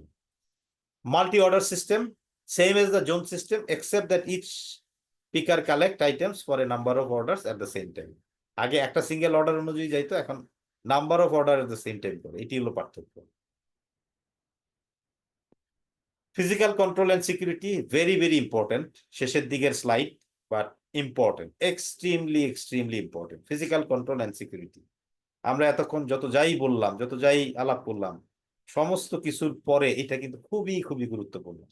আপনার ফিজিক্যাল কন্ট্রোলটা কেমন, সিকিউরিটি কেমন, তাহলে ওয়্যারহাউসে পিলফারেজ হবে, ওয়্যারহাউসে চুরি হবে, সিম্পল, ওয়্যারহাউসে প্রোডাক্টের ড্যামেজ হবে। So which is very very dangerous thing. বিজনেসে যদি এগুলো ধরা পড়ে, পিপলের চাকরি যাবে, অনেক কিছু হতে পারে, ঠিক আছে? তো এই জন্য physical control and security is very very important. Good part numbering system, অনেকে বলে নাম্বারিং সিস্টেম হলে ভালো, fine. Simple well documented transaction system, simple হইতে হবে, ওয়েল ডকুমেন্টেড ট্রানজ্যাকশন সিস্টেম। কেমন? আইডেন্টিফাই দ্য আইটেম, আইডেন্টিফাই করতে হবে, verify the quantity, quantity verify করতে হবে, রেকর্ড দ্য ট্রানজ্যাকশন। ইন হোক আউট হোক যাই হোক অলওয়েজ রেকর্ড দ্য ট্রানজেকশন। এই জন্যই এসএপি, এই জন্যই স্যাপ, এই জন্যই স্যাপ ইআরপি সিস্টেম, ঠিক আছে, যেটা স্যাপ দিয়া করেন আপনি, ওরাকল দিয়ে করি। ওরাকেল দিয়া করেন, যাই দিয়া করেন, আপনার স্যাপের মাধ্যমে যখন আপনি অপারেট করবেন, ইআরপির মাধ্যমে অপারেট করবেন, আপনার ট্রানজেকশনের রেকর্ড ভিজিবল থাকবে, ট্রান্সপারেন্ট থাকবে, ইজি ওয়েতে আপনি রাখতে পারবেন, সিস্টেম উইল টেক কেয়ার। আর যখন কাচ্চা রেজিস্টার সেই আমদাদার আমলের, তখনই এই অল ঘাপস ঘটে কিন্তু এই সমস্ত কারণে। হ্যাঁ, অমুক গোদাম থেকে সার চুরি হয়েছে 30-40 বছর আগে, 20 বছর আগে আমরা যেগুলো শুনতাম, অমুক থেকে এই চুরি হয়ে গেছে, সেই চুরি হয়ে গেছে, কি হয়েছে, সুপারভাইজারে ধরা হয়েছে, রাতের আধারে নাই। সিস্টেমটাই হলো মান্দাদার আমলে ছিল, কাচ্চা রেজিস্টার দিয়ে করতো, ফিজিক্যালি এক্সিকিউটেড দি ট্রানজেকশন, ঠিক আছে, ফিজিক্যালি এক্সিকিউট দ্য ট্রানজেকশন। তারপরে ট্রানজেকশনকে আমরা যদি সিস্টেমের ভিতর দিয়ে করি তাইলে আমাদের এগুলোই হবে। বাট অ্যাবভ অল এর ভিতরে আমি আমার কিছু এক্সপিরিয়েন্স দিয়ে কিছু জিনিস শেয়ার করি, which is also very important. ভালো অর্গানাইজেশন যেগুলো, তারা সবসময় তার স্টক, গুডস বা ইনভেন্টরি প্রতি মাসে একবার চেক করে, ফিজিক্যাল চেক। এবং এটা করতে যে বেস্ট প্র্যাকটিস তারা ফলো করে সেটা হচ্ছে ফাইন্যান্সের একজন কলিগ চলে আসে, এসে প্রসেস ওনারের সাথে মিলে তারা এগুলো গণা শুরু করে। সেটা হচ্ছে টোবাকো ইন্ডাস্ট্রিতে ফার্মারের বেল গণা থেকে শুরু করে C40 কার্টুন তো অনেক বড় বড়, 215 কেজি, এগুলো গণা অনেক ইজি। তারপর হলো সিগারেট, সিবিসি কার্টুন, একটা সিবিসি কার্টুনে 10,000 স্টিক্স থাকে, তো ওইভাবে তারা কাউন্ট করে ফেলে। সো এই ফিজিক্যাল কাউন্টিংটা প্রতি মাসে হয় along with the process owner. Marketing এ যদি হয়, যেহেতু ডিস্ট্রিবিউশনটা ম্যানেজ হয় এখন by supply chain in BAT, so ওই ওয়্যারহাউস ওইটা এখন সাপ্লাই চেইনের অংশ, সেই প্রসেস ওনার এবং ফাইন্যান্সের লোক দিয়ে এটাকে কাউন্ট করে ফেলে। আর লিফ অপারেশনের ক্ষেত্রে লিফের যারা রিজিওনাল ম্যানেজার আছে, এরিয়া ম্যানেজার আছে, তাদের প্রেজেন্সে এই কাউন্টিংটা হয়ে যায়। সো এই physical counting on each every month is very very important. প্রত্যেক মাসে যদি কাউন্ট করা হয়, অ্যানোমালাস হওয়ার সম্ভাবনা খুব কম থাকে, অ্যানোমালিটি কম হয় এবং ডেভিয়েশন ডিসক্রিপেন্সির সুযোগটা খুব কম থাকে। তখন বছর শেষে যখন আপনার অডিট হয়, you are very confident that I know my stock, physically এটা 12 মাসে 12 বার কাউন্ট হয়েছে, and everything is checked and paper pencil. I'm very comfortable. Otherwise আপনি রিজিওনাল ম্যানেজার, আপনার ওখান থেকে এত 300 বেলের হিসাব পাওয়া যাচ্ছে না, 2টা cartoon missing, C48 cartoon, these are very dangerous thing. সেটা হলো আপনার জন্য যেরকম খুব ক্ষতিকর, সেটা ডিপার্টমেন্টের জন্য ক্ষতিকর। ফাইন্যান্স এটাকে ওইভাবে তুলে ধরবে, কোন এক্সটার্নাল অডিটর যদি ধরে, সেও এটাকে হাইলাইট করবে। It is a complete violation, because stock হারায় যাওয়া, না মিল পাওয়া, it's a very very very risky thing, very dangerous. এটা কিন্তু খুবই, যে ম্যানেজার দায়িত্বে আছে তার উপরে কিন্তু বিরাট আসে, এটা ব্লেম আসে। হ্যাঁ, ফাইনালি চাকরি হারানো, বাট সেটা ফাইনালে না যাওয়ার আগেও আপনার ক্যারিয়ারে ক্ষতি হইতে পারে, আপনার পারফরমেন্সটা খুব ডাউন হইতে পারে। এটাকে বলে অডিট মেমো খাইতে পারেন আপনি, অনেক ধরনের কিছু হইতে পারে। সেই জন্য বেস্ট প্র্যাকটিস হলো মাল্টিন্যাশনাল গুলি প্রতি মাসে, লোকাল কোম্পানি যদি প্রতি মাসেও না করে, প্রতি কোয়ার্টারে একবার করেন। এই সিস্টেম না থাকলে চালু করার চেষ্টা করে। So to make your life safe, অনেক অর্গানাইজেশন আছে বছরে একবার কাউন্ট করে, সেটা না করে অ্যাটলিস্ট প্রতি মাসে না হইলেও প্রতি 3 মাসে একবার, এক কোয়ার্টারে যদি একবার করে করা হয়, তাহলে দেন সব দিক থেকে কিন্তু সুবিধা আর কি। আর এটা ক্রস চেক করাটা ইজ ভেরি ইম্পর্টেন্ট। আমি রক্ষক, কনফ্লিক্ট অফ ইন্টারেস্টে আমি ওয়্যারহাউস পরিচালনা করি, আমি কাউন্ট করি, তাহলে এটা পুরো ট্রান্সপারেন্ট হইল না। এটা উচিত হবে ক্রস ফাংশনাল, ফাইন্যান্সিয়াল পিপলের প্রেজেন্সে করলে you are safe. Okay, clear? Sir physical কন্ট্রোলের হলো লিমিটেড অ্যাক্সেস। এখানে ইম্পর্টেন্ট আসপেক্ট কি, লিমিটেড অ্যাক্সেস দিতে হবে, আনঅথরাইজড অ্যাক্সেস আপনি অ্যালাউ করতে পারবেন না। Inventory must be kept in a safe, secure, lock place with limited general access. যেন তেন সবাই ঢুকে যাচ্ছে আমার স্টক যেখানে রাখি, no way, it has to be under lock and key, access control has to be there. আপনার lab যেখানে, ল্যাবে কি যারে তারে ঢুকাই দিতে পারবেন আপনি? ধরেন আপনি ফার্মাসিউটিক্যাল ইন্ডাস্ট্রিতে কাজ করেন, আপনার lab is extremely important. Even in tobacco industry, cigarette industry তো ল্যাব লাগে, যেখানে নিকোটিন, সুগার, টার এগুলো মাপা হয়। আপনি কি এখানে যারে তারে অ্যাক্সেস দিয়ে দিবেন? No way.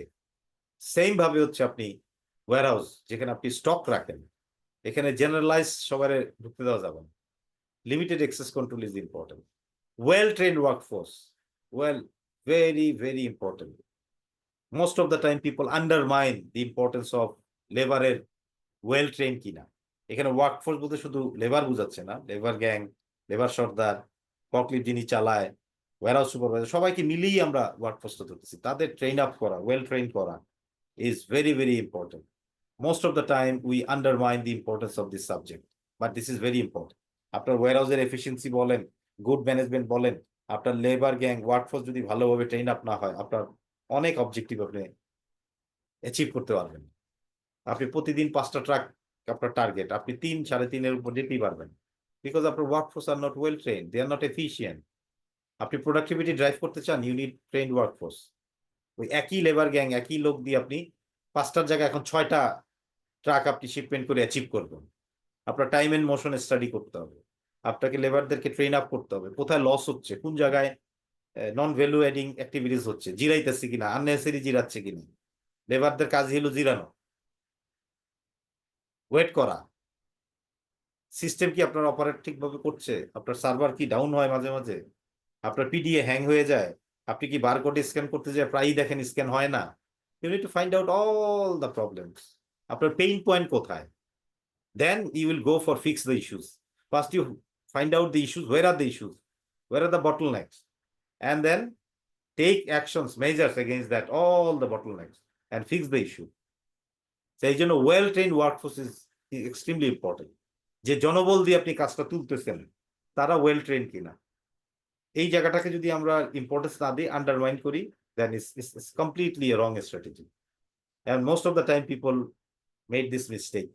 এটা আমি আমার প্র্যাকটিক্যাল এক্সপিরিয়েন্স থেকে বলতেছি। Labour gang is very very important, forklift driver is very very important, the security warehouse supervisor is very very important, the IT people are working there is also very important to make your system live, smooth, user friendly, fast. So এই সব কিছুর combination করি আপনাকে physical control, security and better accessibility and better warehouse management আপনাকে ensure করতে হবে। এই well trend হইলে পরে আপনার পিলফারেজ হবে না, চুরিচামারি হবে না। তারপরেও আপনাকে সতর্ক থাকতে হবে। আপনি হয়তো ওখানে সিসি ক্যামেরা বসাবেন, এভরিথিং করবেন, বাট এই ধরনের যদি ইল ইন্টেনশন থাকে, তারা সব দলবদ্ধ হয়ে সিন্ডিকেট করে করার চেষ্টা করবে। রাইট ইউজ অফ টেকনোলজি, এইটাই এরকম একটা ভিডিও বোধহয় আপনাদেরকে পাঠাবে, একটু দেখে নিন, বা ইউটিউবেও এই ধরনের ভিডিও আছে যেখানে মডার্ন টেকনোলজির ব্যবহার হয় ওয়্যারহাউস গুলিতে, বিশেষ করে অ্যামাজন, বিশেষ করে ওয়েলমার্টের ভিডিওগুলি ইউটিউবে অ্যাভেলেবেল পাওয়া যায়। দেখে নিন যে রোবটগুলি কিভাবে কাজ করতেছে, রোবটগুলি কিভাবে একটা প্যালেট নিয়ে পুরো প্যালেট ধরে ট্রাকে উঠাই দিচ্ছে। These are all automated system, no human intervention. ঠিক আছে, ইভেন আপনার কি বলে ওর নাম, পুরো ওয়্যারহাউসের ভিতরে দেখবেন যে মিনিমাম পিপল, বাকিটা পুরোটাই রোবোটিক্সে কাজ করতেছে। ওয়্যারহাউসের ভিতরে ক্রেন সিস্টেম আছে। ওয়্যারহাউসের ক্ষেত্রে আপনার কনভেয়ার সিস্টেমটা এমন ভাবে করা, কনভেয়ারের ভিতরে আবার ছোট ছোট ক্রেনের হাত করে দিচ্ছে, ওই হাতগুলি, রোবটের হাতগুলি পিক করে আর রাখে, পিক করে আর রাখে। So this are all advance টেকনোলজির ব্যবহার। অ্যামাজন, ওয়েলমার্ট দেখলে পরে আমরা এগুলো বুঝতে পারি। অ্যামাজনের ফুলফিলমেন্ট সেন্টার যদি দেখেন, fulfilment centre is nothing but A warehouse. এখন মডার্ন কনসেপ্টে ফুলফিলমেন্ট সেন্টার বলা হয়। সেখানে আপনি দেখবেন রোবোটিক্যাল হ্যান্ড দিয়ে কিভাবে কাজ করতেছে, এন্টার ছোট ছোট রোবট কিভাবে প্যালেট থেকে মালামাল নিয়ে আপনার শিপ করে দিচ্ছে, আনলোড করতেছে। Everything is using by modern technology. এগুলো কেন করা হচ্ছে? প্রোডাক্টিভিটিকে এনহ্যান্স করার জন্য। There are so many videos, আপনাদের যখন কন্টেন্ট পাঠাবে তখন এখান থেকে দেখেন। আমি এখানে খুলতে পারলাম না কেন জানি, সকালে ট্রাই করছিলাম, বাট আপনাদেরকে পাঠালে আপনারা ফ্রেশ দেখেন, এবং ভিডিওতে অনেক পাওয়া যায় ইউটিউবে। Not only this but also other videos also. Just একটু জ্ঞান অর্জন হলো, চোখ কান খোলা হলো। আমাদের মতো দেশে হয়তো এগুলো সময় লাগবে, আস্তে আস্তে হয়তো আসতেছে, অনেক সময় লাগবে। গত 2 বছর আগে আমি একটা প্রথম আলোতে নিউজ দেখেছিলাম, ভালুকাতে এক গার্মেন্টস ফ্যাক্টরিতে এই যে যারা কাটিং করে, ক্লথ কাটিং করে, এটার জন্য রোবট নিয়ে আসছে, কারণ এটা তো রিপিটেটিভ জব। তারা রোবট টোবট এনে এগুলো চালু করছে, ছোট ছোট রোবট আছে কয় হাজার জন, যাদের কাজই হলো কাপড় কাটা। তো এটা করতে যে তারা দেখছে ডিজাইন লেআউটের সাথে কনফ্লিক্ট হচ্ছে, কারণ এটা তো রোবটের জন্য ডিজাইন করা হয়নি এই ফ্যাক্টরি। তখন তারা এগুলো অ্যাডজাস্ট করতেছে আস্তে আস্তে। হু নোজ, একটা সময় এমনও আসতে পারে, এই যে আজকে আমাদের দেশে মহিলারা যে সেলাই করে রিপিটেটিভ জব, এটাও এক সময় দেখবেন যে রোবট নিয়ে নিছে।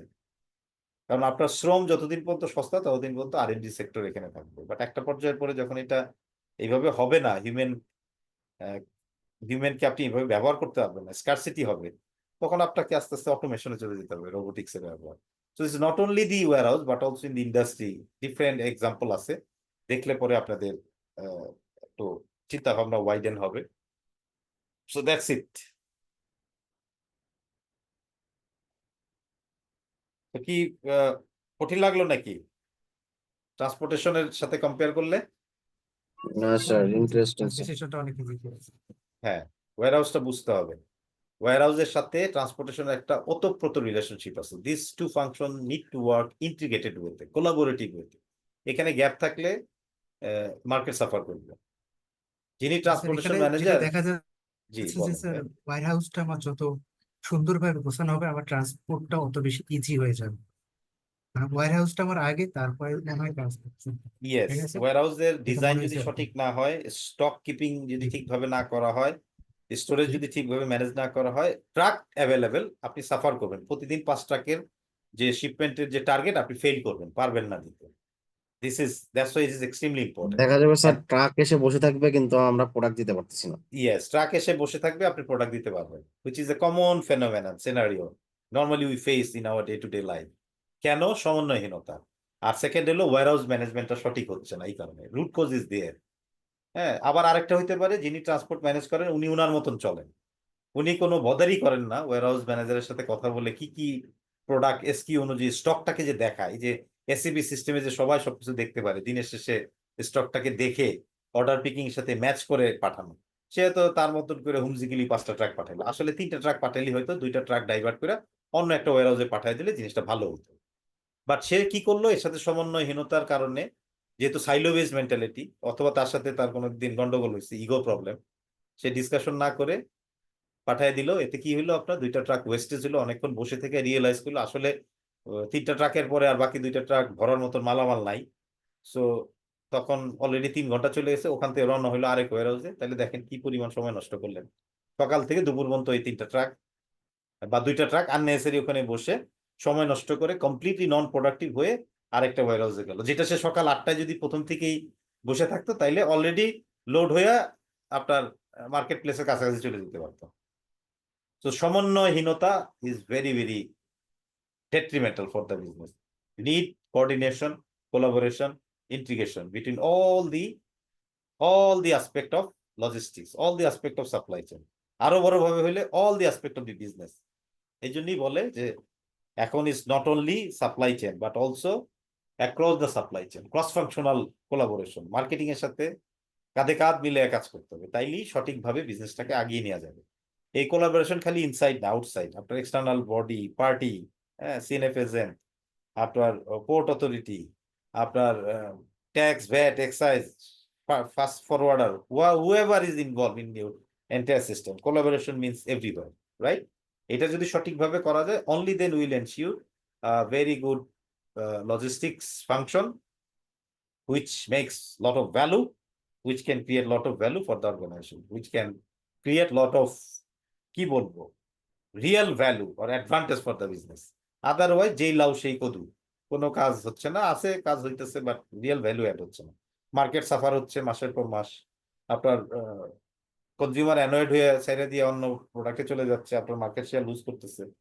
বাট আসলে যে প্রবলেম ওয়্যার হাউসে, এটা আমরা বুঝতে লাগলো 2 বছর, কারণ ওখানে লোকজন ইনএফিশিয়েন্ট, কাজ করে না, ফাঁকিবাজ। তো এটা যদি বুঝতে আমাদের দেরি হয় তো ততদিনে যা ক্ষতি হওয়ার হয়ে যাবে। ক্লিয়ার? সো এই জিনিসগুলি আমাদেরকে আই ওপেনিং করবে আমাদেরকে। আপনারা অনেকেই আছেন আজকে এখানে, প্রায় 100+ পার্টিসিপেন্ট, যারা ওয়্যার হাউসের সাথে কোনো না কোনো সময় কাজ করেছেন, ওতপ্রোতভাবে জড়িত ছিলেন, তাদের জন্য is very crystal clear whatever we have discuss. যিনি ওয়্যার হাউস ম্যানেজ করেছেন, ওয়্যার হাউস চালাইছেন, ওয়্যার হাউসের সাথে সম্পৃক্ত থেকেছেন, তার জন্য এটা crystal clear whatever we have discuss. আর কেউ যদি ওয়্যার হাউসের সাথে ডাইরেক্ট এক্সপোজার না থাকে, I would humbly request you, যাদের এই এক্সপোজারটা নাই, প্লিজ আপনার অর্গানাইজেশনে যেখানে ওয়্যার হাউসের অপারেশন আছে, গো অ্যান্ড ভিজিট, একদিনের অ্যাটাচমেন্ট নিয়ে নেন, 2 দিনের অ্যাটাচমেন্ট নেন, to understand your clarity. Transportation যেমন এক ধরনের জিনিস, ওয়্যার হাউসটা যে অপারেশনটা না দেখলে বোঝা কিন্তু একটু ডিফিকাল্ট। বুঝতে পারছেন? এটা কিন্তু করে নিয়ে উপকার হবে অনেক, আমি মনে করি। অনেকে ন্যাচারালি বিভিন্ন রোলের সাথে এই এক্সপোজারটা পেয়ে যায়, তার জন্য ইজি। যেমন আমার 20 বছরের চাকরির বিএটিতে 18 বছরই আমি ওয়্যার হাউসের সাথে ওতপ্রোতভাবে যুক্ত ছিলাম। সো এটা আমার বাই ন্যাচারাল হয়ে গেছে জয়েন করার দিক বাট থেকে। থ্যাংক ইউ স্যার, আপনি যেভাবে বুঝিয়েছেন স্যার, আমার এক্সপিরিয়েন্স নাই, বাট আমি মোটামুটি ভালোভাবেই জিনিসটা পিকচারাইজ করতে পারছি স্যার। হ্যাঁ, সেই পিকচারাইজের সাথে আপনি একটু অ্যাটাচমেন্ট নিয়ে নেন, তাহলে একেবারে গেঁথে যাবে। Yes, sir. বুঝতে পারছেন? তাইলে একদম ডে টু ডে কি হয় সবগুলো দেখতে পারলেন, দ্যাট সিং ইজ বিলিভিং হয়ে যাবে। থিওরির সাথে প্র্যাকটিক্যাল জিনিসটা কি করে না। সো অল রাইট, সো আজকে আর যদি কোশ্চেন থাকে you can ask, no problem. 5th class শেষ করলাম আমরা, আরেকটা ক্লাস বাকি আছে, এটার পরে আপনাদের ফাইনাল এক্সাম।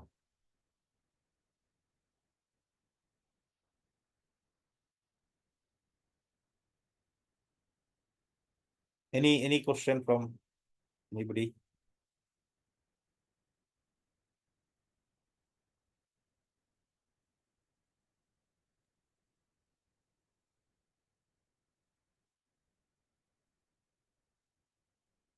আর ওয়্যার হাউসের ক্ষেত্রে আরেকটা জিনিস ইম্পর্টেন্ট বলতে পারি প্র্যাকটিক্যাল এক্সপিরিয়েন্স থেকে, যেহেতু আমি এগ্রিকালচারাল প্রোডাক্টে কাজ করেছি 20 ইয়ার্স, আমাদের জন্য এটা খুব ক্রিটিক্যাল ছিল ওয়্যার হাউসে ঘোরা খুব।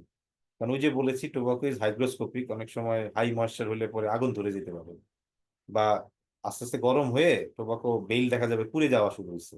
পুড়ে মানে ধাউ ধাউ করে আগুন জ্বলে না, বাট আস্তে আস্তে ওই গরম হয়ে ব্ল্যাকেনিং হওয়া শুরু হয়, তারপরে আস্তে আস্তে আগুনও ধরতে পারে।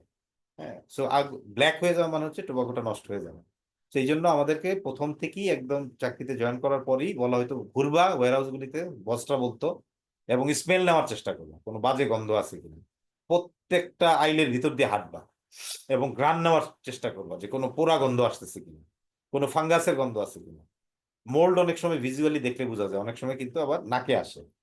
তো এগুলো এগ্রিকালচারাল প্রোডাক্টের ক্ষেত্রে এগুলো বেশি প্রযোজ্য, perishable item, food item, agricultural product. But যেগুলো অন্য ধরনের আইটেম, সেটার ক্ষেত্রে আবার ভিন্ন ওয়েতে আপনাকে দেখতে হবে। বাট ইন্সপেকশনের কোনো বিকল্প নাই, মাঝে মাঝে সময় পেলে ওয়্যার হাউসে ঘোরান দেওয়া, দেখা ডানে বামে কি হচ্ছে, চিপা চুপাই কিছু আছে কিনা। অনেকে দেখবেন একটা জায়গা পাইছে, আননেসেসারি ম্যাটেরিয়াল ওখানে ডাম্প করে রাখছে। এটাও ওয়্যার হাউস ম্যানেজমেন্টের জন্য একেবারেই ডুজ না, don'ts. You can't do this, আপনি জায়গা ব্লক করতে পারবেন না।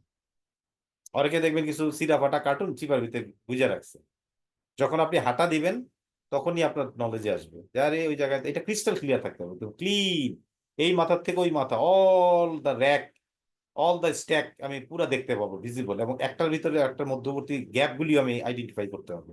ফ্লোর হ্যাজ টু বি একদম চকচক। আমাদের বসটা শিখাইতো যে এই এই ওয়্যার হাউসের ফ্লোরে তুমি যেন ভাত খেতে পারো এই ধরনের হতে হবে, পরিষ্কার থাকতে হবে, এত চকচক করতে হবে, মানে হাউসকিপিং, যেটাকে হাউসকিপিং বলে। এটা দিয়ে ইমপ্রেশন হয় how you are taking care of your warehouse, যে can you take your food on this floor, মানে এটা একটা ধারণা, তার মানে লিটারেলি তো আর কেউ ভাত খেতে বসবে না। এটা বলার উদ্দেশ্য হলো যে জাস্ট আন্ডারস্ট্যান্ড করা যে house keeping should be that standard, এটা এরকম চকচক করতে হবে, ক্লিন। কারণ ওয়্যার হাউস লেবার হওয়ার পরই ধুলা জমে যাবে, সাথে সাথে আপনাকে আবার পরিষ্কার করতে হবে রাতে বা সন্ধ্যায় অথবা ভোরে, এভরিডে কর্মকাণ্ড। কারণ কোনো ভিজিটর যখন আসবে সে কিন্তু ওইটা দেখে আপনার ইমপ্রেশন হবে হাউসকিপিংটা কেমন, স্ট্যান্ডার্ড কিনা। তখন ওই জায়গায় যদি ওয়্যার হাউস অপারেশন চলে তখন ওই ভিজিটর বুঝবে যে ওয়্যার হাউসের ভিতরে যখন ফর্কলিফট চলবে, ফর্কলিফটের চাকার একটা দাগ পড়তেই পারে লিটল বিট, দ্যাটস আন্ডারস্ট্যান্ডেবল।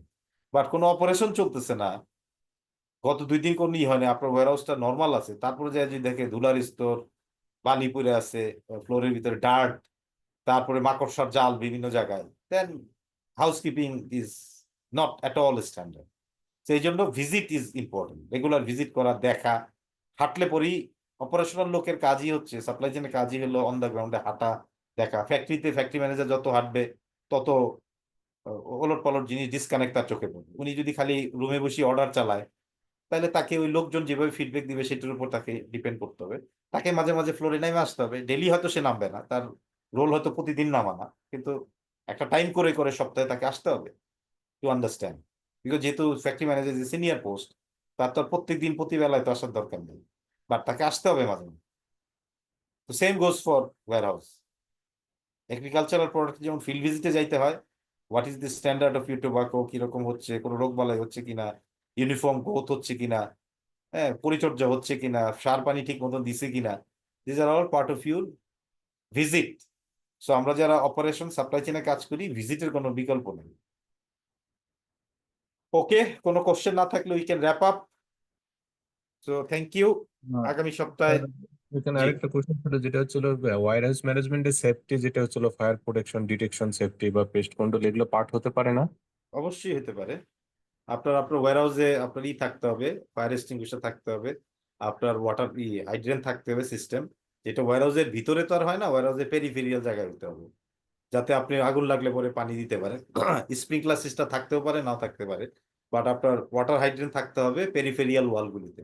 আর ওয়্যারহাউসের ভিতরে আপনাকে ফায়ার এক্সটিংগুইশার থাকতে হবে, depending on the product. DCP দিবেন নাকি আপনি কার্বন ডাইঅক্সাইড নর্মালি ইলেকট্রিক্যাল আইটেমের জন্য দেয়, আপনার ডিসিপি থাকতে পারে, ওয়াটার থাকতে পারে। ওয়াটার হলো again depending on your type of your product. যেমন আমাদের টোবাকো ইন্ডাস্ট্রিতে ওয়াটারটা বালতিতে আমরা বাইরে রাখতাম, নট ভিতরে, বাট এক্সটিংগুইশার হয়তো ডিসিপি, ঠিক আছে, ড্রাই পাউডার যেটা, সেই এবিসি টাইপ বলে, যেটাকে ডিসিপিও বলা হয়, ওই টাইপটা ভিতরে রাখা হয়তো। ওয়্যারহাউসের একটা মাপ আছে, প্রতি 500 বা 450 স্কোয়ার ফিট পর কয়টা রাখবেন, সেই অনুযায়ী আপনাকে রাখতে হবে, ঠিক আছে। আর হলো বাইরে থাকবে হলো আপনার water hydrant system, so that ওই ফোর্স দিয়ে আপনি অ্যাপ্লাই করতে পারেন। আপনার গেটে ইমার্জেন্সি নাম্বার থাকবে, আপনার নিয়ারেস্ট ফায়ার ব্রিগেডের নাম্বার থাকতে হবে, এবং বছরে 1 বা 2 বার ড্রিল করতে হবে। সো যারা ওয়্যারহাউস ম্যানেজ করেছে they know it very well how to do it. So physical security ভিতরে অবশ্যই এটাও আসবে। আপনার ফায়ার সেফটি তো আমি আলাপ করেছি, হয়তো ডিটেলে আমি যাই নাই, আমি হয়তো আইল এরিয়া বলতে যে ফায়ার সেফটির কথা বলছি, but these are all important. আপনার এই লেবার গ্যাংগুলিকে ড্রিলের অংশগ্রহণ করাইতে হবে বছরে 1 বার, কিভাবে ফায়ার ড্রিল করতে হয়, ফায়ার এক্সটিংগুইশার কিভাবে চালাইতে হয়, কারণ একটা ফার্স্টে আগুন লাগলে ওদের কি তৈরি করতে হবে, বা সিকিউরিটি যারা থাকবে ওখানে, সিকিউরিটি তো মাস্ট, বাট কিছু লেবার থাকে স্মার্ট, দেখবেন ওদেরও কিছু ট্রেনিং দিয়ে দিবেন। So these are all important thing. So অনেক সময় ওয়্যারহাউসে দেখবেন যে লাগানো হয়, টারবাইন চেনেন আপনারা, দেখছেন ইয়ারেশনের ইমপ্রুভমেন্টের জন্য টারবাইন লাগানো হয়। জি স্যার। তো এগুলো যারা প্র্যাকটিক্যালি কাজ করছে তারা এমনি বুঝে ফেলবে কি বলতেছি আমি, আর না আইডিয়া না থাকলে যে বুঝতে হবে। টারবাইন ভেন্টিলেশন উপর দিয়ে, যেটা ইয়ারেশন, কারণ ওয়্যারহাউসের ভিতরে তো আপনি ফ্যান লাগাইয়া কাজ করতে পারেন না, এখনো তো আমাদের ওয়্যারহাউস গুলিতে ওরকম ফ্যান টেন নাই। সো ওইগুলোকে ইয়ারেশন, লেবারকে একটা কমফোর্ট দেওয়ার জন্য টারবাইন ভেন্টিলেশন। আর একটা হয় হলো লুবার সিস্টেম, যেটা দিয়ে ইয়ারেশন যাবে। আর যখন আপনি ওয়্যারহাউস সঠিকভাবে ম্যানেজ করবেন, দরজা খোলা রাখবেন, এক পাশ থেকে বাতাস এসে আরেক পাশ দিয়ে বেরিয়ে যাবে, ক্রস ভেন্টিলেশন বলে এটাকে। সো এগুলো ডিপেন্ড করে আপনি কি টাইপ অফ প্রোডাক্ট, কি ধরনের বিজনেস, সেই অনুযায়ী আপনাকে কলগুলি নিতে হবে। ক্লিয়ার? Okay sir. জি ক্লিয়ার ভাইয়া। ওকে, ঠিক আছে ভাইয়া, ভালো থাকেন, all the best wishes. Next শুক্রবারে দেখা হবে আমাদের 6th ক্লাসে। আসসালামু থ্যাংক ইউ আলাইকুম। ওকে ওকে ওকে, থ্যাংক ইউ। আসসালামু